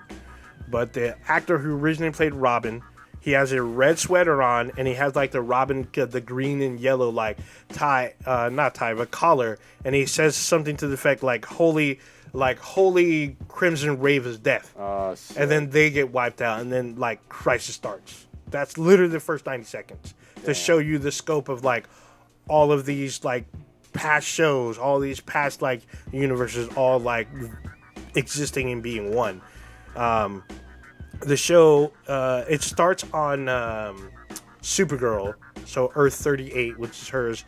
The wave is coming. They're still dealing with their own storyline, but then this new event shows up. The Earth's being torn apart.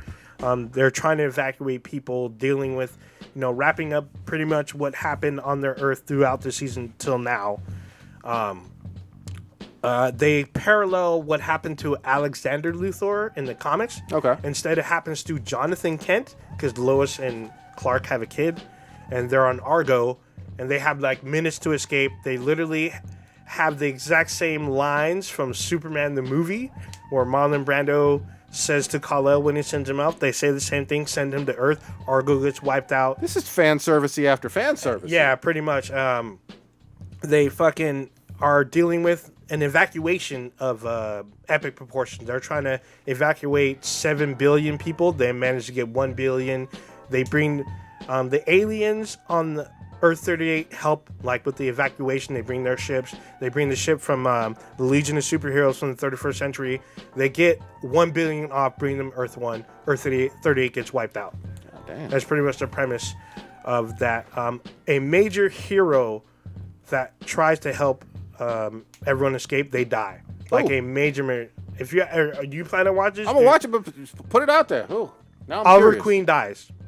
He dies at the end of the episode, shit. and he gets like a little hero send off. He dies saving people, and it affects like the rest of the. Did he say I am Iron Man? Snap. No, they just bring in his body. They bring in his body. He's all beaten up, fucked up. Damn. He dies on the table telling his grown daughter that he loves her. So that's how Crisis pretty much starts. Holy The fuck. killing of a major hero, the acknowledgement of all these other fan services stuff. There's also a complement show, kind of like Walking Dead had The Talking Dead. Yeah. They have Crisis Aftermath. It's hosted by Kevin Smith. Oh, shit. And they have like writers, directors, cast, and like producers on the show. Like Mark Guggenheim kind of he put out a spoiler out there saying that Marv Wolfman came back because he wrote Crisis. Yeah. He came back to write. I bet that dude. Yeah. Talk to him and shit. Yeah, I remember you was talking about. Yeah, you said he was cool as shit. Yeah, he was cool. He's really tall, though. It was pretty cool. Marv Wolfman comes back. Apparently, he gets to tell an exclusive story on the Crisis timeline. A story that I guess he was working with in the 80s. He tried to do it in the 90s. Now we get to see live action first time the origins of the Anti-Monitor and the Monitor together. And he came in and he wrote it. It will air in January. It is the Arrow episode, and Marv Wolfman wrote that. And so I was just like, holy shit. Not only that, like, this is a huge event. This is huge, both both from a I guess a TV standpoint, as well as bringing this many heroes and whatnot again. Like, we're never going to see anything like this. The third episode of The Crisis brought in a Fox DC character into the show. So Lucifer? Yes, Lucifer shows up on the fucking crossover. Now he's Netflix, right? Yeah, now it's Netflix, but I mean originally on Fox, but now he's on. Now he has a connection to Constantine, so him and Constantine have a little like everybody back. For yeah, this shit. yeah. Well, because wasn't Constantine an NBC show? It was NBC. CBS? Yeah, it was NBC, but For a season, right? Yeah, it didn't last long. Yeah, but they brought him back into Arrow season 3, and then he became a legend. Oh, so okay. he's been on Legends for 2 seasons. Same actor, right? Yeah, same actor. Matt Ryan came back to revive Constantine, so he's been a series regular for a while, for 2 years now. So, but him and Lucifer have a little banter. They obviously have history, because he knew where to find him. He goes to Earth 666 to find Lucifer. Nice. So, I mean, they showed Ashley Scott from Birds of Prey which we're going to talk about in a little bit. Wait, so the Birds of Prey... The TV series, okay. which was on UPN, they brought her back talking to Barbara Gordon, and their Earth gets wiped out. So literally, like, all these Earths are getting wiped out. And then they have Black Lightning airs during the Crisis, but it's not part of the Crisis kind of, like, timeline. Okay, that's kind of weird. They always do that with that show. No. You know when big comic book events happen, right? Yeah. There's always the other comics that are still running, but whatever event affects those comics that are running, that's literally what happened. Oh, so there are some tangible things. Oh, yeah. Okay. So literally the Black Lightning episode happens where the antimatter wave shows up. Nobody knows what it is. Nobody knows what's going on, whereas Flash and Arrow, they knew it was coming. They're dealing with...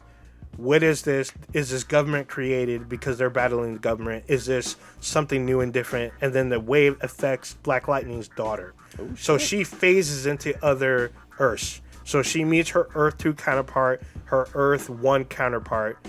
And you find out that the Black Lightning on Earth 1, where most of the stuff takes place, he's depowered. And he got depowered by his daughter. You got DPC'd? No. What the fuck? I don't know. So he's depowered, and then he gets shot on the show. He gets killed. So Earth 1 Black Lightning gets shot and killed. And we see it. So it was pretty interesting to deal with this antimatter wave. And it looks like his daughter may be an essential part. Because she, like, phases out and turns into, I think, pure energy or some shit. Something. I don't know what the fuck. But Black Lightning gets saved just like all the other heroes last minute before he gets wiped out, and he's brought into the Crisis with the rest of the heroes. So we're in the middle of it right now, though, right? So we're more little because there's 5 episodes. But you've seen 3. The third one aired. We won't see it again until January. Oh, shit. I mean, this is going all out, both in front of the camera and behind the scenes. Jeff Johns is in producing along with Mark Guggenheim. There's a couple other writers that came back. Obviously, Marv Wolfman came back to write. Like they're pulling out like everything. But no shitty ass Snyder, right?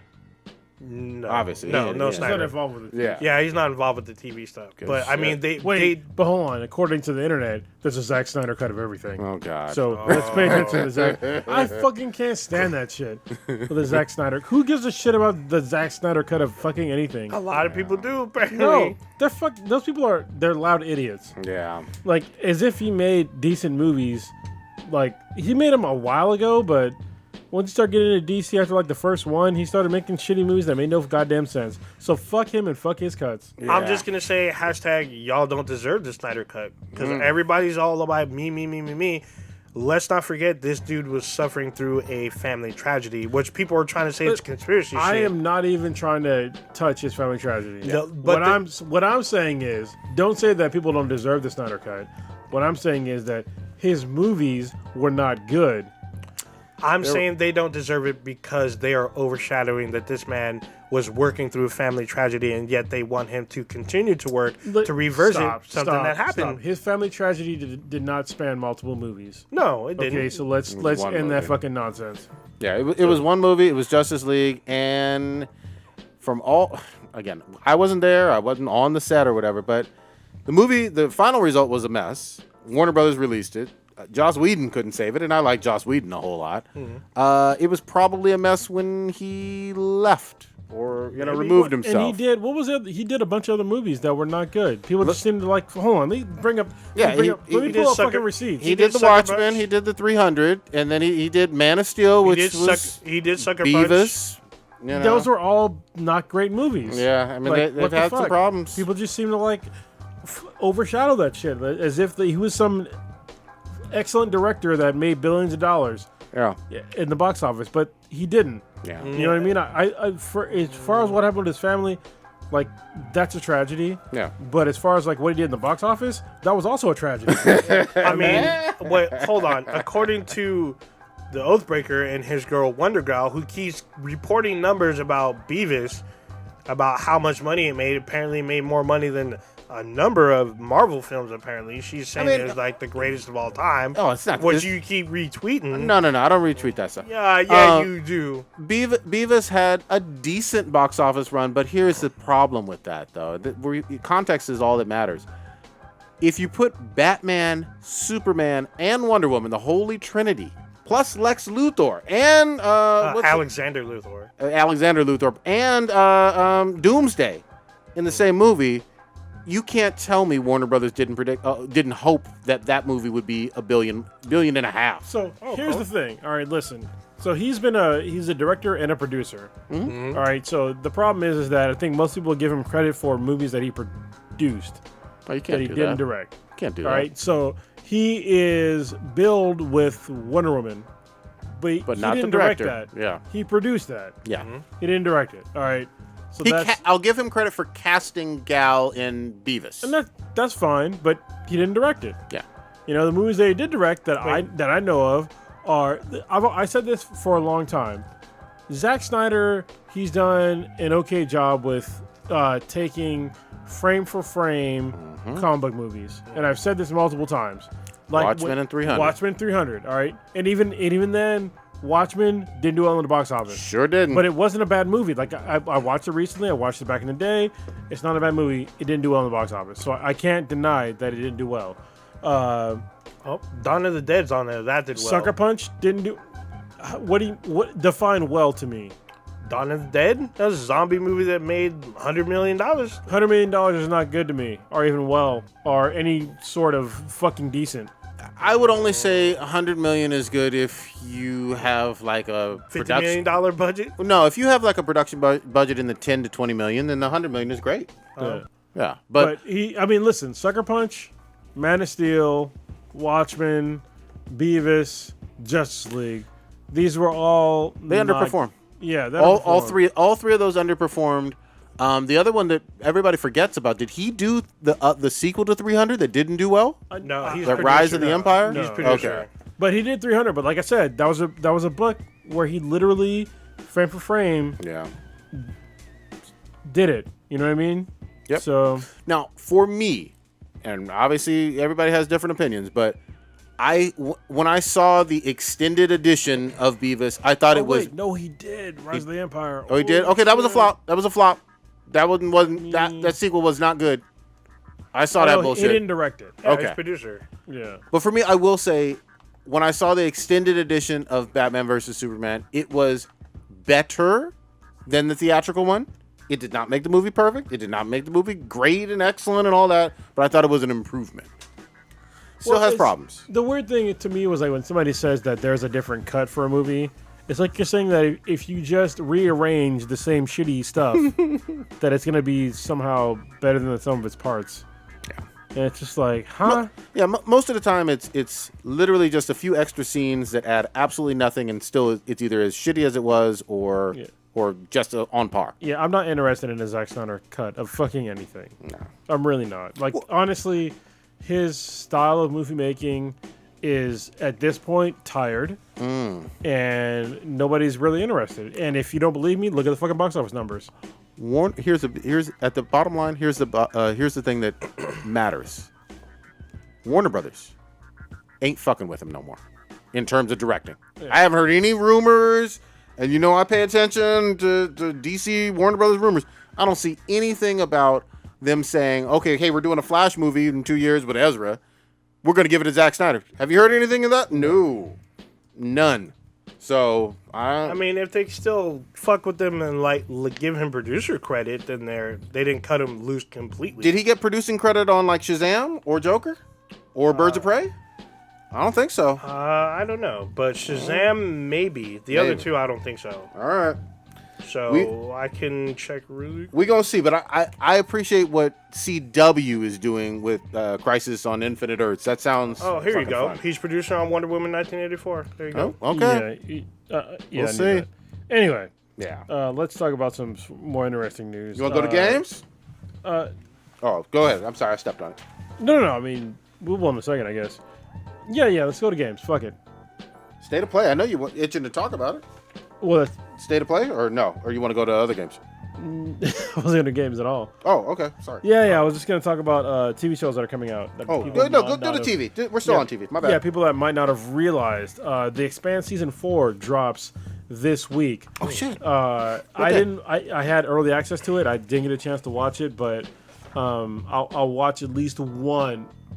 Well, actually, no. I'll watch it when it drops. So does Amazon do the whole season, or are they weekly on their thing?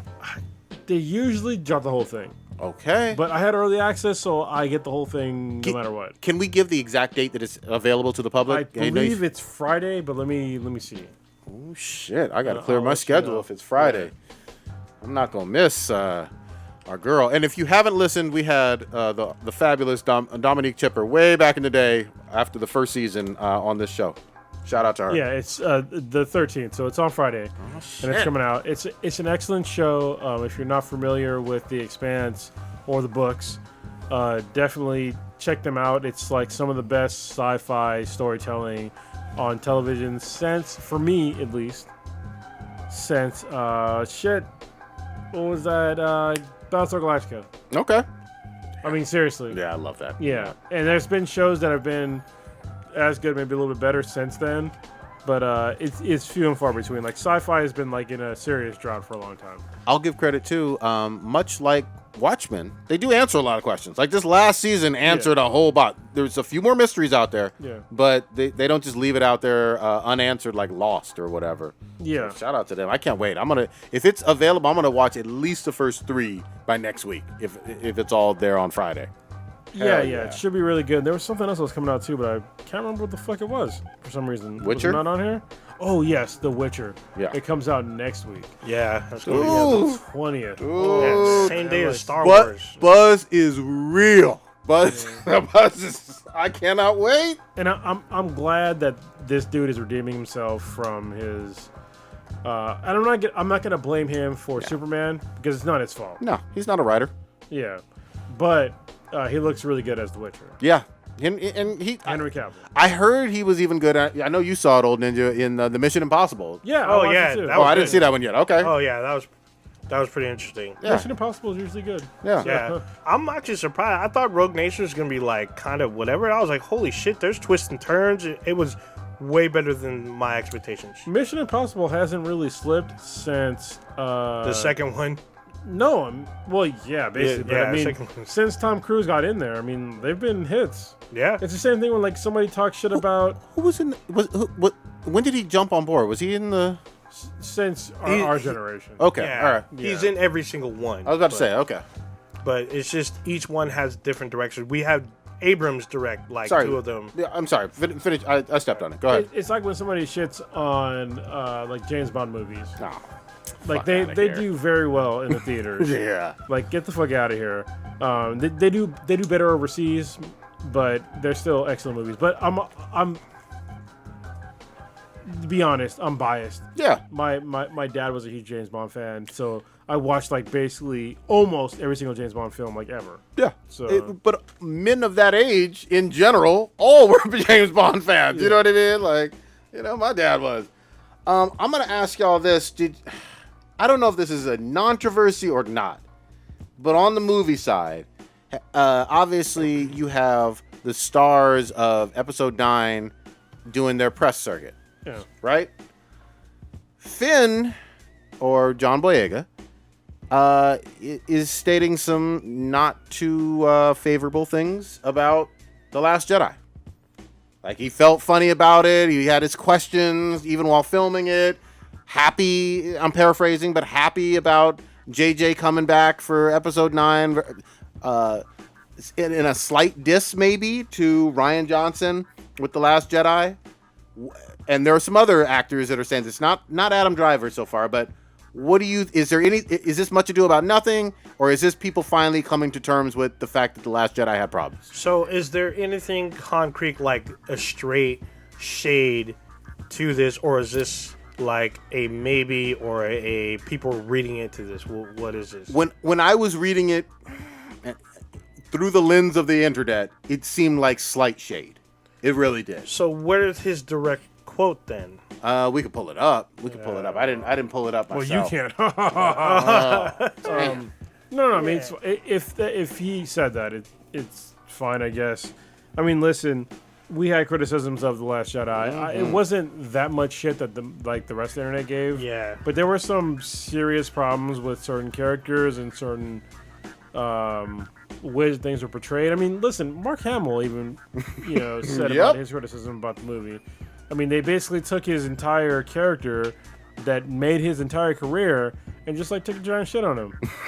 You know, it's just like I get that, and we had like serious plot holes. Yep. In the show, like if you could have just like light speeded away or moved everybody to one fucking ship and then light speeded the other one into fucking as basically a bomb into the main ship, like why wouldn't you do that like right away? Yeah. Or light speed a few of them and like. Why can't you have droids fly? Like they did it. They did that in fucking prequel series. Didn't make any what? fucking sense. And what the fuck? Canto Bite should have been rewritten, in my opinion. That was just a waste of time. But Kylo and Rey and that. Luke, I was all in for that. I was like, this is great. Yeah, the throne room scene. Yeah, that was great. I mean, I from what I've seen, there's been a lot of hate towards Rose. Especially in the UK, and Unfair. it makes no sense to me. Like, I liked her. I was just like, dude, you guys don't understand that. Maybe you don't understand that she's supposed to represent what the resistance stands for and what she's fighting for. She lost her sister, and she continues to fight. To me, she represented like nerd culture. Yeah, that too. More than like any other character ever in fucking Star Wars. Yeah, because she nerds out when she meets Finn. Yeah, she does. She's a fangirl for certain. I never had any problem with Rose. I actually thought she was kind of endearing, you know, and kind of cool. I didn't like the casino world scenes. Yeah, I didn't like that those at all. you could leave. That's fair. By the wayside. You know who I hated. I could not stand, and I even rewatched this recently. Yeah. Holdo's terrible. She's like nails on a chalkboard every scene she's in. I don't hate on the actress, Laura Dern or whatever, but that character, to me, was just as bad as Jar Who is she Jar. married to or getting a young dick from? Oh, it was Baron Davis. Used to be a Golden State Warrior. So I don't know if they're married, but they were smashing. I don't know if they're together She was anymore. getting that young dick. Yeah. I mean, he's about our age, but yeah, she's like but she a little older. She's like 50 something. Yeah. She's actually no, she might be 60 something. Yeah. I mean, she looks good for her age. She but- does. But But you young know, dick. Baron is just just She's out there, Jordan just Yeah, reach back with it. Dunk on that pussy. Damn. Yeah, I mean, I feel like some people are saying that it's not fair to criticize The Last Jedi when you're doing the press for the new movie. If you're being honest, if that's this is kinda how true. he's felt, and he's probably been pigeonholed into not saying a whole lot over these last couple of years, and he's finally able to speak his mind, like Mark Hamill's done, like a lot of actors have done, I don't have any problem with it. I think the reason why the fan base was very split on it is because there are problems with it. You know, I think what's funny is that I think that Some problems. John Boyega getting more shit than Mark Hamill is very telling. Yeah. I mean, like he Mark fucked up. Mark Hamill from the get-go was just like, what the fuck's up with these fucking writers? Yep. Yeah. Like, what's going on with these fucking directors? I mean, Like, shit. I got questions. Yeah, right? I'm a Hollywood legend. You know what I mean? Like, what the fuck is this? I'm gonna go back to being Joker, bitch. I mean, Yeah. you know, fuck Star Wars, I guess. Yeah. Yeah, I mean, John Boyega, he's the one who lost his script and had it end up on fucking eBay. So I don't know what the fuck. I forgot about that. Yeah, I don't know what he thought. I mean, dude, you should be focused on what's about to drop. I mean, you should be talking about Last Jedi once the Skywalker saga is done, and then reflect. But I mean, despite what you're saying, based on what you've told us, it sounds like people were reading into it and turning it into their own narrative to slide to it because they didn't like it. I think there is some of that. I think there also is a little bit of shade going on too. Because here's the thing too, what we haven't mentioned, Finn's character. We were all on board after The Force Awakens. Force Awakens was not a perfect movie either, but with Finn, we were like, we've never seen this before. A defector with the Stormtrooper class, you know what I mean? Who has some quasi-Force abilities of his own. Maybe. What are they going to do with this character? What's going to happen with him and Captain Phasma? And they shit all over What's going to happen with him and Poe Dameron? Captain Phasma is like one of the biggest fucking letdowns ever in all of cinema. Yeah. Jesus Christ. Her letdown was so fucking hard, it bled into the goddamn comic books. Yep. She got her own comic books, which I have every single one of them, and they were fucking, it made her even worse. I'm like, how the fuck do you make this character worse in the comics? Dude, Like, she's a fucking coward. Do you realize in the toy aisle at Target and Walmart, they've had action figures for her ever since The Force Awakens. Like, oh, this is going to be such a cool character that doesn't say a lot but is really badass. All of that fizzled away. This is bullshit because The actress that plays her, I forget her fucking name. Gwendolyn Christie. Yeah, there you go. Gwendolyn Christie.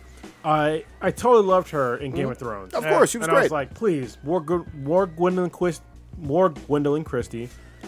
She's in Star Wars. Fucking awesome. Yeah. And then when I saw her in Star Wars, I was like, what the fuck? Yeah. What the fuck is this nonsense?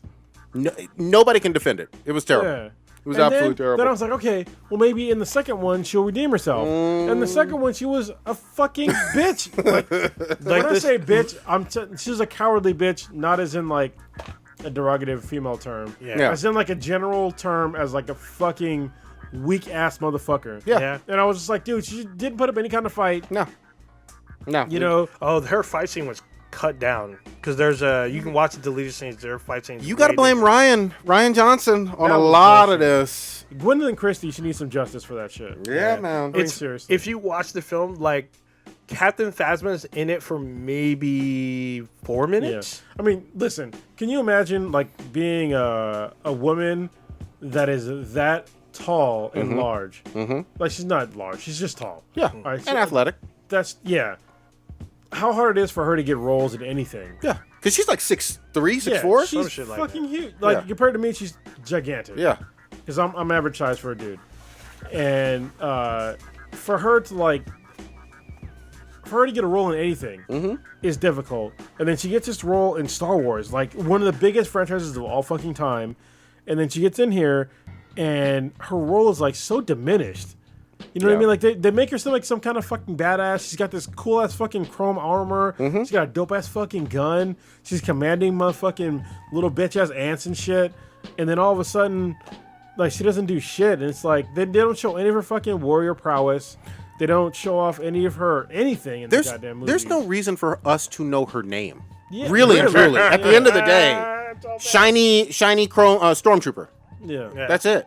But at the same time, it's like Boba Fett syndrome. Yeah. Yeah. Like, people they have fond memories of Boba Fett, but Boba Fett was a fucking bitch. He caught Han Solo. Caught Han Solo. He got out Solo, and then what happened? He got kicked. fucked. He got kicked into a goddamn Sarlacc pit by an untrained Jedi. That was like it awful. was nothing. That was awful. Like, yeah. Well, no, he got hit by Han Solo, who was blind, and then they get crashed into his sail barge and then got ate. That's even worse. Yeah, it was like awful. seriously. That was a bad ending. for him. And we all like when we were kids.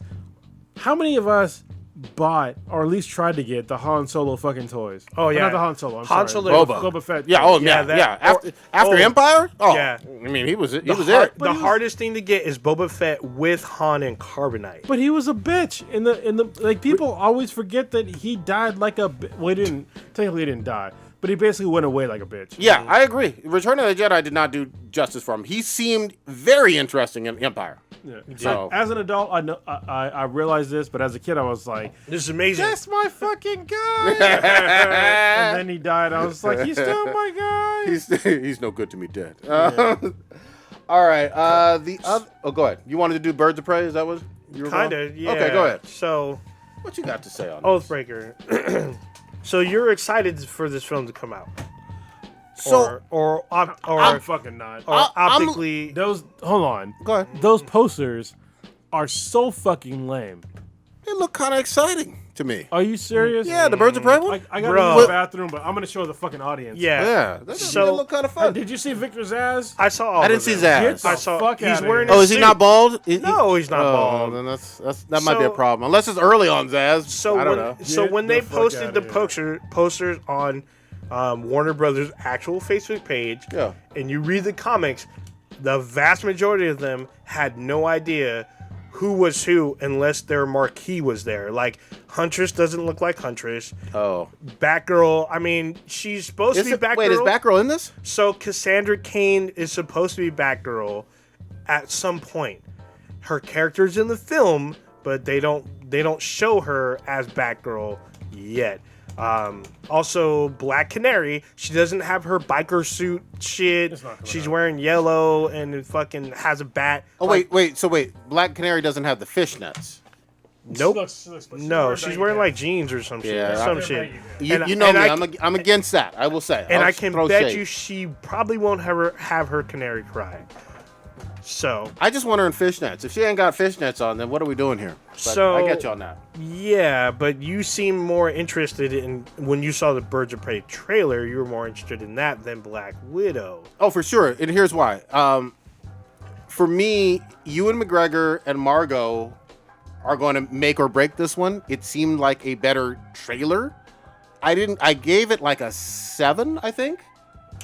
Yeah, 7. I don't remember which is them rating it, but I think I gave it like a 7, which means I'm interested.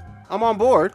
I'm not 10 out of 10. I'm not as excited as I am for like Wonder Woman 84. You're still interested more so than Black Widow. for certain. After the trailer for Black Widow, yeah. Okay. So that being said, Harley Quinn is based off what we've seen so far. It looks like she starts the Birds of Prey, or she's like the nucleus. She looks like the star of it. Yeah. That's not what I said, but yeah, obviously she's the star because She looks like she is the center of it. I don't know from the trailer itself whether she starts it. I cannot tell that. Yeah. So I will say this: there's no mention of Barbara Gordon. We don't see her in the trailer. I checked the cast. I mean, you can read the cast list on IMDb. There's nothing there. Yeah. Right. So it's very, very rare, even though I spoke on this earlier in the cast, that a villain starts a superhero group. Okay. Where it looks like she might in this. My thing is, you were ranting and raving in that chair there about Tony Stark having no business being in Spider-Man. I'm saying Harley Quinn has no business being a Bird of Prey unless she's a villain of the Birds of Prey, where it doesn't seem like she will be. Doesn't seem like that. She's gonna be a fucking character. Yeah, where she's generally a villain or an adversary of Birds of Prey. Harley Quinn has no business being in Birds of Prey. Where is this energy that you had for Homecoming versus this for Birds of Prey? Because I don't see it. Yeah. It is extremely different energy, but this is an extremely different circumstance here. How is this different? Yeah, I mean, I've gone over this ever since Civil War now, in 2016. Tony Stark is not Peter Parker's father, any shape, way, or form, and the whole literal replacing of Uncle Ben, scene for scene, like in Homecoming. Even though he doesn't say any of Ben's lines, but okay. But it's scene for scene from the comics with Tony Stark replacing Uncle Ben in Spider-Man's vision of what's going to inspire him. Just doesn't work for me, and it's very disrespectful to the history of comics because Spider-Man is the face of fucking Marvel. So stop me when I've said something wrong. No, so what I'm going to say, that same energy I feel like should be applied to this film, but yet you're excited for it because Harley Quinn should be Batwoman, Batgirl. Disagree. Stop. Harley Quinn is not the face of DC. She's That's not. what I was just going to go to. I was going to pick. I'm talking about the genesis of Birds of Prey should not be evolved around Harley Quinn. It should be around Barbara Gordon, and we're not seeing that. Well, I mean, you're right. It should be not around Harley Quinn, but it is way more disrespectful to take the face of Marvel and to relegate him to a drunken asshole, like being like the main fucking role model. You know what I mean? That's the same as Harley Quinn. She's a murderous. We've seen her before in Suicide Squad in a fucking asylum, but yet now she's out and leading a team. I will repeat though, she was not the face of DC. She's not, but still, nowhere close. Just for clarification, where did Harley Quinn come from? The cartoon. The cartoon. The animated series in the 90s. Mm-hmm. That's how recent she is. She's not brand new, but she's relatively new-ish. Here's what I'm going to say. I am not, on a personal level, a huge fan of Birds of Prey. Like, you have more history with them. I will totally admit that. I like Black Canary a little bit more like with Arrow. Than I do with anything having to do with Birds of Prey. Even that has its issues, like major issues, because they're never together. Okay. In the Fair enough. series. Well, actually, no, they're together in the beginning, but they're broken up. But again, all I can go by is the trailers for Birds of Prey so far. what I see is this being really and truly a Harley movie with some ancillary DC characters who I don't care about nearly as much as I do Ewan McGregor's Black Mask. If they get Margot right and Black Mask right, I'm on board. That's what I've said from the whole beginning. So Victor Zsasz, based off the poster, is not right at all. No, he's not. But maybe he's barely in it. I don't know. According, because was he in the trailer even? yeah, he's in the trailer. Okay, And maybe I missed him. according to our boy, poor homie Quan, who worked on this film, they're like commander and lieutenant. Oh type wow. thing. Okay. So, and from what I've seen, based on like the comics, even the Arkham games and Gotham, this Victor Zsasz is nothing like. I mean, he's similar to the Gotham version, but nowhere near. From what I've seen, he doesn't seem like he's as homicidal, I guess. Well, nowhere near as crazy because he's supposed to be a rapist. This is rumored to be because the Gotham one was like way better. Yeah, but even then, he's still. Why can't I find these fucking posters? I saw them before, and now I can't fucking find them. This is so annoying. This is rumored to be a rated R movie, though, right? Oh yeah. So maybe there are some scenes. I don't believe it's rumored. I believe it's confirmed now. So, but still, I still think like the energy should still be like, hey, if you're Tony Stark, Spider-Man, he shouldn't be involved in this. He shouldn't be replaced by Uncle Ben. There is right to that. Oh, this is not a good feeling I have with that Zsasz. And here's the thing, too. We talked about Black Mask being very different. Is this your fucking Victor Zsasz? Is that him? God. He looks like he looks like right. he just came from fishing in the deep sea. I might be tapping out on the strength of that poster. Here, so everybody else can see. Listen, Zsasz looks awful. Is this your Victor Zsasz? I can't defend this is Zsasz. him right here. He needs to be Like, bald. what the fuck? I need to see. He needs to have no shirt. Yeah. He needs to have like cuts all over his body because he's a homicidal. He's got a couple of cuts on his forehead. But it should be Not all, enough. we should see it all over his body. You know what? Actually, if you go back to as bad as it was, Leto in Suicide Squad, he was like kind of ripped with like tattoos all on his body. Listen, this is Black Canary. No fishnets. No fishnets. No fishnets. No like her black. at all. She's not even wearing black. What the fuck? No I fishnets. don't know who Rene Montoya is. Renee Montoya. She's what's her name? That's Cassandra Cain? Yeah. So that's Cassandra. different. So That's Cassandra Cain. There's Kate Kane and Cassandra Cain. Okay. Both are spelled differently, but one's Asian, and she go. wears like a very cool version of the Batgirl. This is Huntress. Yeah. Yeah, I don't care about Huntress as much. I mean, she's not Helena Wayne. She's Helena Bertinelli. This is it's odd. I mean, it could be. I don't know. It could be. I'm not interested because of what I've seen thus far. But hey, show us some trailers. Show us some other stuff. We could be wrong. So I mean, we're wrong about Wonder Woman. Yeah. I'm more positive than everybody else on this one so far, but only based on two characters. I want to be real clear. It's got to be Black Mask good and Margot good. If they're good, they're good. I'll give them fucking credit. Well, we shall see. All right. So I heard apparently, according to poor homie Quan, it will be gory. So I'm deserving down for that. deserving an R rating. But And Harley should be killing people too. I do want to see of that. course. But there's no Barbara Gordon, which I think is disrespectful. Just like y'all was saying, disrespectful to Ben Parker. This should have that same level of energy. Did Barbara say anything on the level of "with great power comes great responsibility"? Anything quotable like that? So the thing about No? Okay. Barbara is that she is the mentor to these heroes. Did she create Spider-Man by her words? No. Oh, my Okay, then fuck out of here. Oh, no, you're not gonna win this argument. You're not. That's All right, man. state of play. Kronos, tell us what happened. Oh, Goddamn Jesus it! Christ. There was a whole bunch of games that were announced that people just kind of slept on. And so Hold on, I just got to say this: Predator titties. We saw Predator titties, Yes, so yes. I was like, "What the fuck?" Yes, there were Predator titties. Predator apparently in the new Predator game, which is 4v1 VE. Yeah. Or sorry. Well, yeah, it's 4v. Yeah, that's it. Yeah, right? it's 4v1 PvE-V4. Yeah, it's a weird thing. It's a fucking new thing. It seems awesome, but you can play as a female Predator. Yeah. Which they've been in movies before. There's been a female Predator. Has it? I can't remember like which the ones. more recent ones. I thought they I'm were pretty all sure they like have. the same. Maybe that was some footy shit I was watching. Yeah. But there's been a whole bunch of shit that dropped for State of Play. One of them being the Predator stuff. I'm going down our. All right, while you I try to shared a bunch of them on our Facebook page. All right, while you try to find that, the big one for me was Resident Evil motherfucking 3. God damn it, the remake up in this bitch, dropping in April. They're bringing Claire back, right? Yeah. No, not Claire. Jill. Jill Valentine. Yeah, there we go. I'm hyped because this one, we didn't know what the other Resident Evil game was going to be. Now we know that it's all going to be packaged into one goddamn game.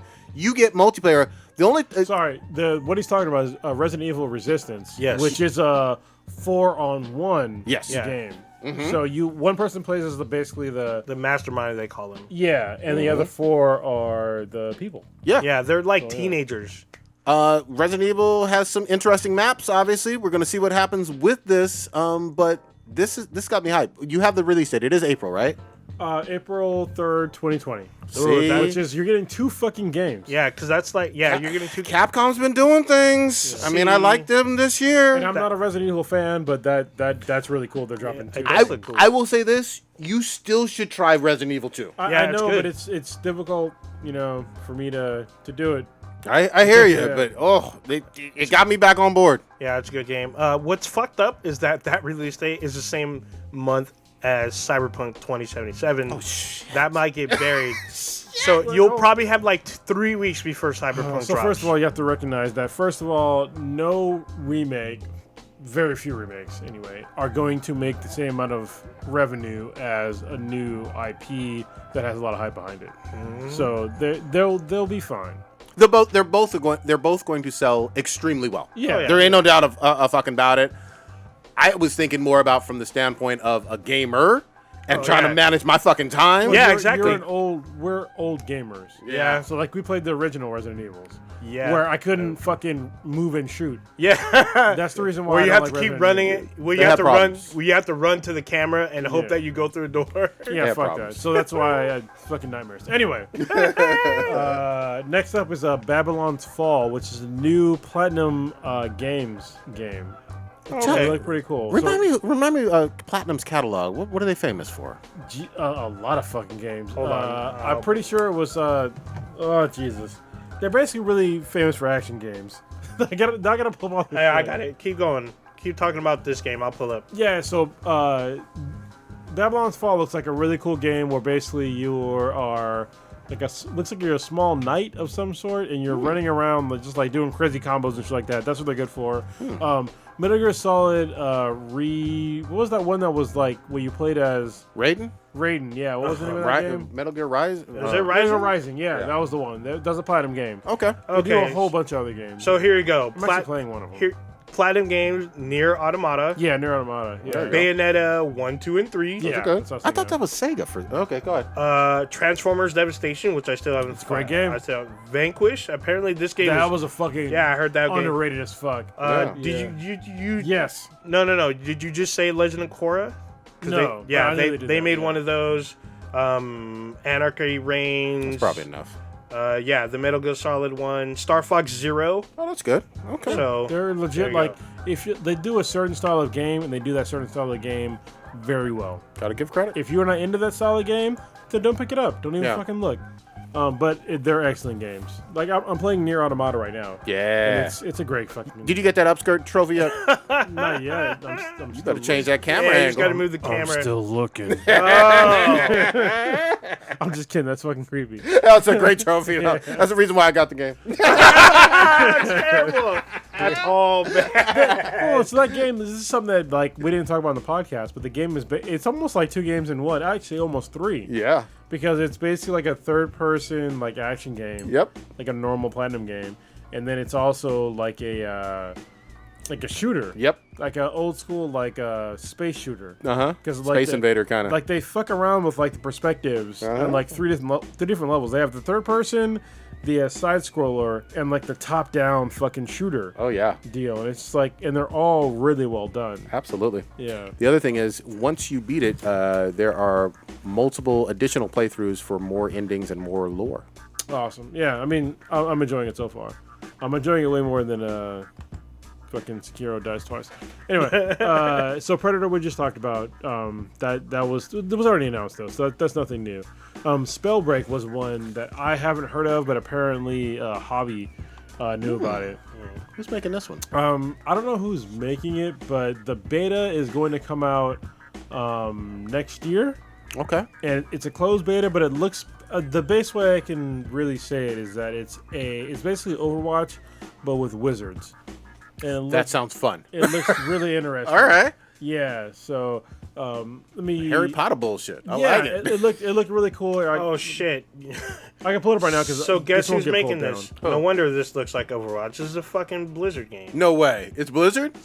Spellbreak is? Yeah, it's Hold on, right hold on. here on. Oh no, not Blizzard. It's Epic. I'm sorry, it's Oh, Epic okay. game. I was gonna say this is another So Blizzard Fortnite. game. It looks like Fortnite. So it's Fortnite with magic. Yeah, so this is all just like magic shit. Like you're jumping around. I'm explaining what we're watching right now on here. But basically, people are flying around, throwing elemental shit, fire. They're going through woods, and there's no guns in the game. So far there's no arrows, nothing. People are just throwing around magic. And This it could be seems fun. Really fun. Oh, someone has an ice arrow. Someone made a bow and arrow. out of Okay, there we ice. go. There's an arrow, but it's just like it's not a normal. Yeah. Battle royale game. I think it's just a battle royale game. It looks like and it. it seems really cool. It's $50 game. Yeah, so this is one of the ones I never heard about, but apparently they've been talking about it for a while, and I just didn't hear about it. But it looks pretty cool. So the closed beta comes out next year. Very interesting. I like it. Yeah, it comes out. The closed beta comes out in spring. Busy ass spring. This does not have a Of release date. 2020. Yeah. And there's a founder pack, and it's on the PS4. I think only. Really? Holy shit! Ooh. Wow. Yeah, it's exclusive. Well, look at that. That's very interesting. Yeah. All right, so I feel like if Sony had played their cards right, they probably could have gotten Fortnite way back in the day. they could have. You know what I mean? Exclusive if But- they really had Listen, wanted to. Can we be perfectly honest? Sony fucking won. I mean, they won. Yeah. I mean, don't get me wrong. The Switch is coming up. They're in second place now. But Sure. Sony fucking won. So this I'm happy. this I mean, will I'm happy be- with my PS4, even though it sounds like an aircraft carrier because it's not the Pro Wait, what? edition. Yeah, you gotta Your be shit's pro. if It's your loud. shit's loud, It's loud. That's an issue. Yeah. Have you tested it?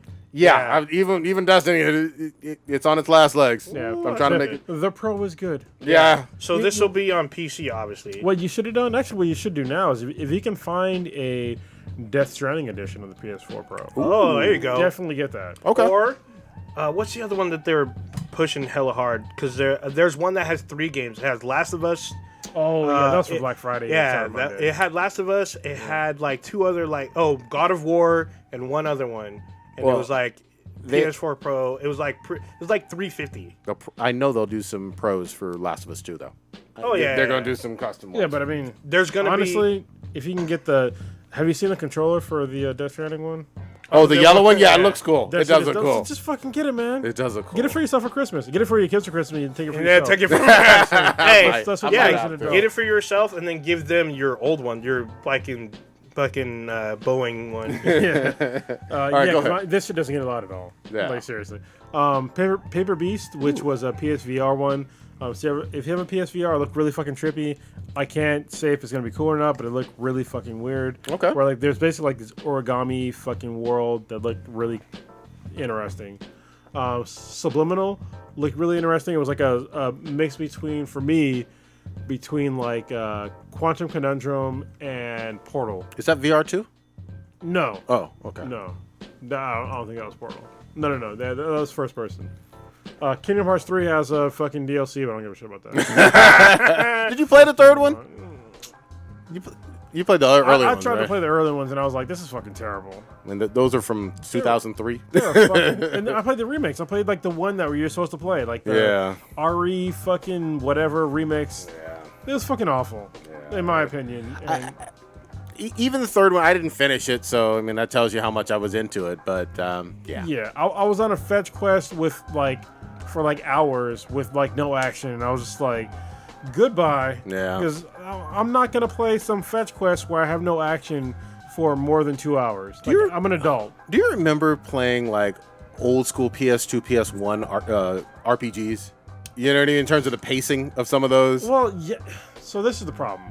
All right. So I'm a huge RPG fan. I've been playing them since like old school Dragon Warrior. This is pre-Dragon Quest. Yeah. They're called Dragon Quest now. They used to be called Dragon Warrior, and that is not how they used to be.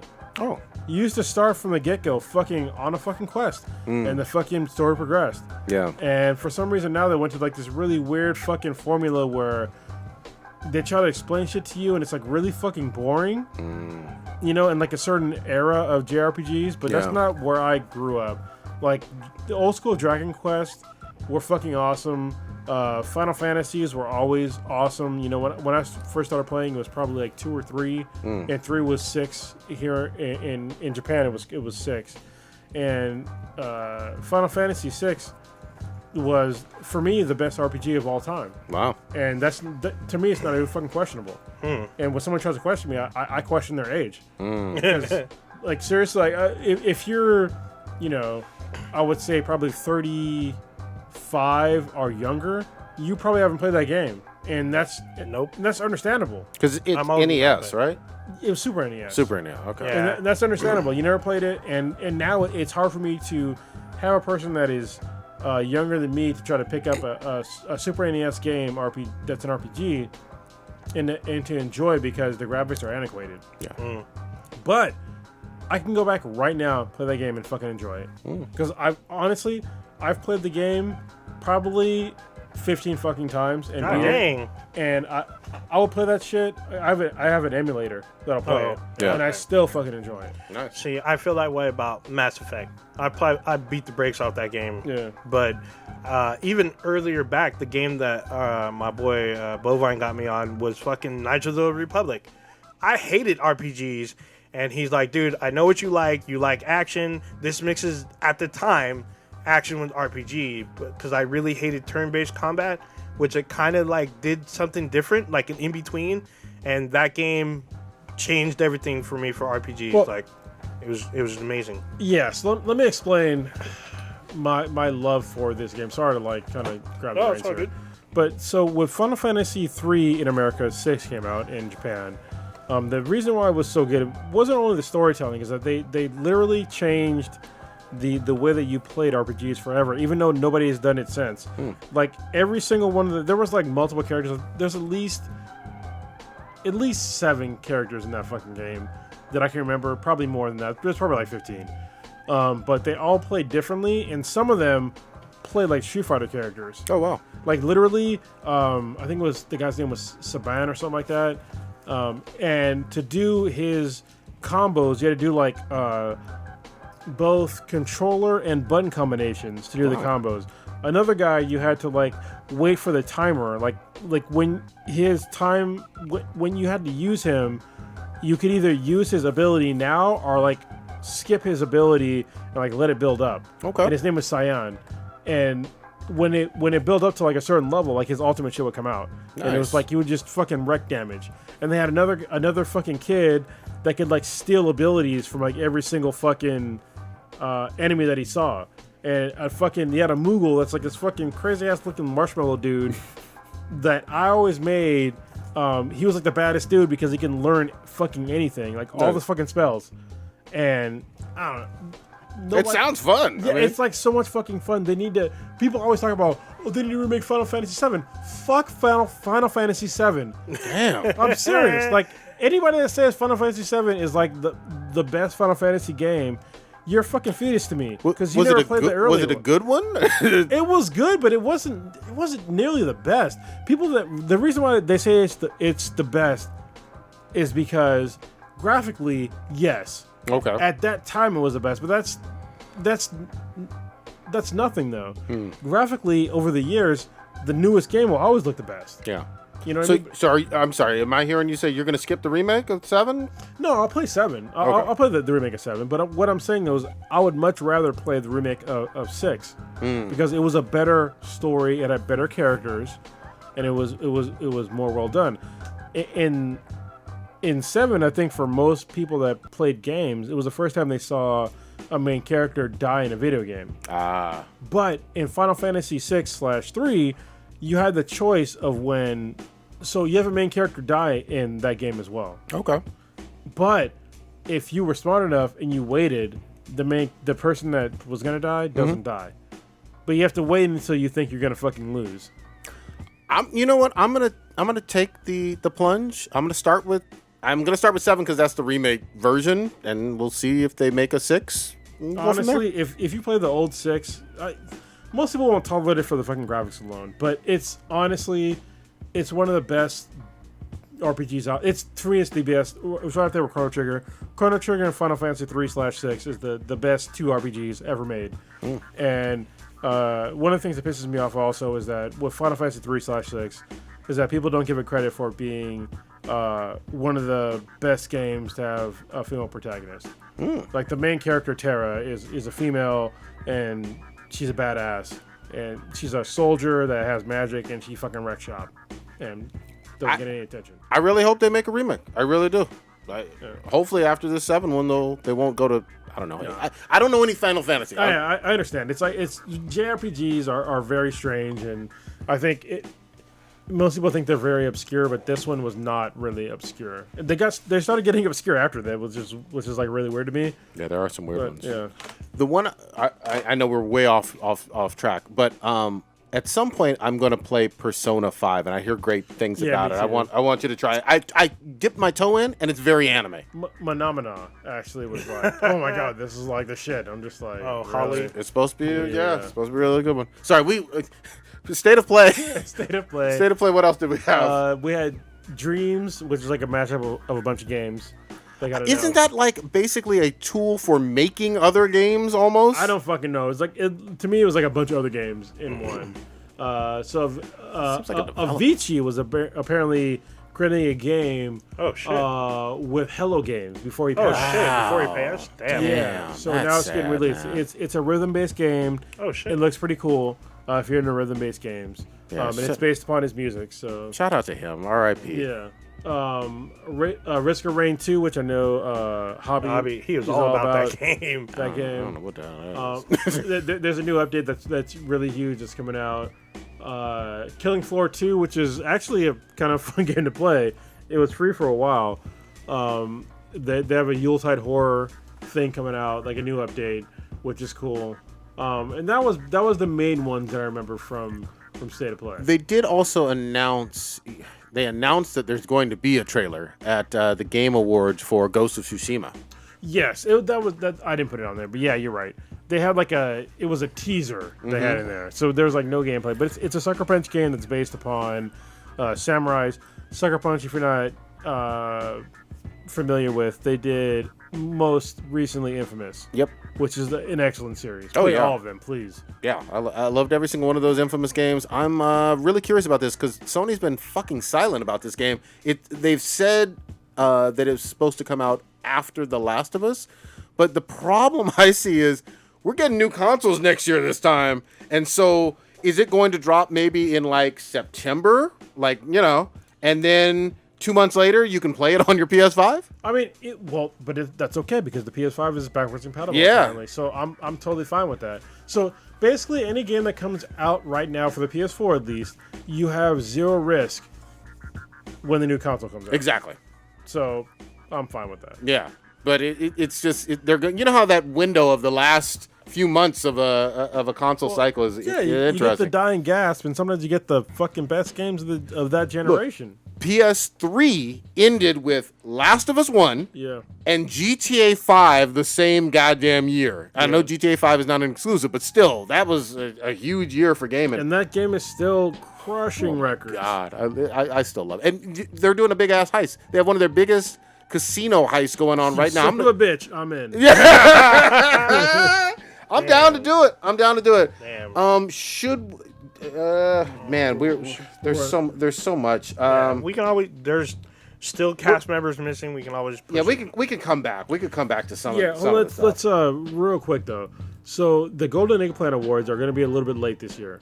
which is, to me, it's okay because previously we had it a little bit earlier in the year. We did like November. Yeah. Which is probably a bad move. It was. We technically should wait until the year ends. Yeah, let's do it. Yeah, early January. So that's a good excuse for us. So we're going to wait until the year ends before we start because we need to work on it, but also we have more content. A lot of us have families or new additions to families that are coming up soon. Yeah. And so it's a little bit difficult for us to do this right now. And the Infinity Base is going to be done. Yeah. So my hope is that once we do the official, Golden Eggplant Awards, is that we're going to be in the Infinity Base. Yes. Oh, okay. We'll make it happen. It can be like the drywall is very close to being done. All right. And then after that, it's going to speed up exponentially. Excellent. So, because the floor, the texturing will take literally 1 day, and the floor will take likely 1 day. That's it. Likely. And then once the floor is done, we'll move in, and the rest of the show will just happen afterwards. Hell yeah. Because once we have the floor in and the texturing, we can paint and do all that fucking bullshit later. Excellent. Absolutely. Absolutely. I'm with it.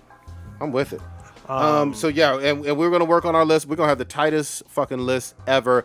I will say, since this is the end of the decade, I think it was Dirty Stew on. Shit isn't in that decade. Yeah. Yeah, I think we should have. Fuck, we're so old. Yeah, I know, man. This fucking year.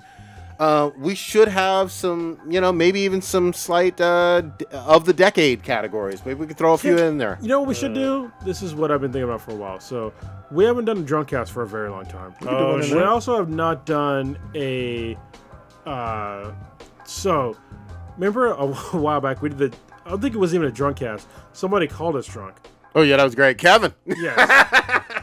Kevin from Comic News called us drunk because we were talking about some bullshit. He called us out. It's just fun. It was great. I love it. It was great. I don't know if y'all knew that or listened to this podcast, but Kevin is still having personal Family issues. stuff. He's having family issues. Yeah. All right, which we've given out the GoFundMe page and all that stuff. But I would love to have Kevin from Comic Noobs and Smash Films come back briefly if he has time. Yeah. Come on this podcast so we can just like chop it up. And I would also like to open it up to our listeners for one podcast. Yeah. We can just bullshit an entire episode. I love it. With our listeners and fans of the show, other podcasters, shit like that. I love that idea. Let's set a hard date. Yeah, PRL, same deal. Yeah. What was the other? There's another fucking... Daniel and Gian. Wait, there's another fucking podcast Super too. Suit, because they roasted us. Yeah. But goddammit, there's another fucking podcast that did a intro for us. Oh, you're talking about something cast. Something cast. Thank you. Jesus Shout out Christ. to him. Sorry, I've been drinking something cast. I would love to have us all just fucking get on a fucking crossover cast. Absolutely, Another man. one. We haven't done one of those in a while. Let's set this up for January. Yeah, we'll do it in early January. Yeah, we'll get a plan. We got to be careful though. Got to plan it around Cronus's vacation. SF Beer Week. Oh, that's in February. Yeah, Was it in February? In Okay. February. We got plenty of time. So I'll be unavailable / drunk. I just want to point out really quick. We didn't talk about it, Rick and Morty, but my intro was about the whole Bad Dragon. If you don't know what it is a website that sells dildos. Adult toys, dildos yeah. that are shaped like either basically fantasy dicks, mostly dragon dicks. There's some like weird things, but it was heavily, if you didn't know, it was heavily featured in the last half of this most recent Rick and Morty episode. I gotta watch this. Well, I talked about slut dragons. Yeah, I so gotta watch this. I don't think a lot of people understood, but these dildos exist. Like They're pricey. They sell fake nut. Yes. So yeah. I know a cam girl who performs with that same fake nut all the time. I've seen. There are videos of girls they pump it themselves to try to make it look like it nuts, but it's fucking crazy. Anyway, that's like, I feel like those dragon dildos are like fleshlights. Yeah. For dudes. It's like you can get alien pussies from Fleshlight now, which is weird because like back when I was a lot lonelier. In between some ladies, I got a couple of fleshlights. There was definitely no alien fleshlight. No. It's all green and purple pulsating and shit. Yeah. Well, you gotta do what you got to do. Let's wrap it on because I know we got big stuff going on next week. Old Ninja, what you got populating? So tomorrow night, I guess I will be tutoring Shit. the Oathbreaker on how to play Monster Hunter. Apparently, I mean, he doesn't like to listen, but I'm doing my best. Do you want the sandpaper now to put on your dick, or I don't understand why you're still trying to play this game? It still has some issues. It's not a perfect game. But I'm slowly starting to understand at least the mechanics. Yeah, you need to treat it like an RPG, which you're not, which is a little weird because it seems like an action game, but it's like an RPG. So you're gonna go dry with the sandpaper. Yeah. I'm gonna go a little raw a few more times. Yeah. I wanted to kill some of the Iceborne. The Iceborne monsters looked cool. Oh my god! In the trailers, they I looked cool. Killed my first one last night. It was fucking tough as fuck. Yeah, I want to do some of that bullshit. So yeah, I'll be tutoring some. I want to enjoy my life. I'm just God dang. I'm probably gonna see Knives Out because apparently the Rian Johnson film, but apparently it's really funny. Fuck Rian Johnson. I'm gonna see that and then basically just prep for this fucking Star Wars craziness that's coming up. Ooh, I like it. Cronus, what you got? I'm gonna work on the shed maybe this weekend. If nobody can come out, I need at least one person to help me work on the shed this weekend because I need to put up. You got a few hours, maybe on Sunday. I'm working on Sunday. I can take a fucking lunch. Maybe at your lunch break. Hit me up because Saturday's tough. Go ahead, sorry. Yeah, because like literally, I need 2 people for basically 2 panels, and then I need 3 people for the ceiling. Okay. So, yeah, if we can maybe figure it out. But anyway, we're really fucking close to getting this shit done. Absolutely. And after that, like this podcast will get a lot better. We're gonna get a lot more viewers. I'm gonna start pushing a lot more advertisements and shit like that to get this podcast out there because the new studio is gonna be fucking dope. It's gonna look professional as fuck. And I'm gonna invite some of the viewers that are local. Warrior Fella, I know you're local. I know Aiden is sort of local. He's down in like Monterey, but Drive on up, dude. yeah, Come on. Drive on up, have him come out. To check it out, we'll have a few drinks and I'll finally have a house party. Hell yeah. So yeah, like everything if you look in the podcast, like everything that's like behind Prodigy right now, there's like a lot of shit behind him. Mm-hmm. That you can't really. I'm not gonna move the camera, but there's like a lot of shit back there because we're in the garage. And like the vast majority of the shit that's in the garage belongs in my fucking studio. Yeah.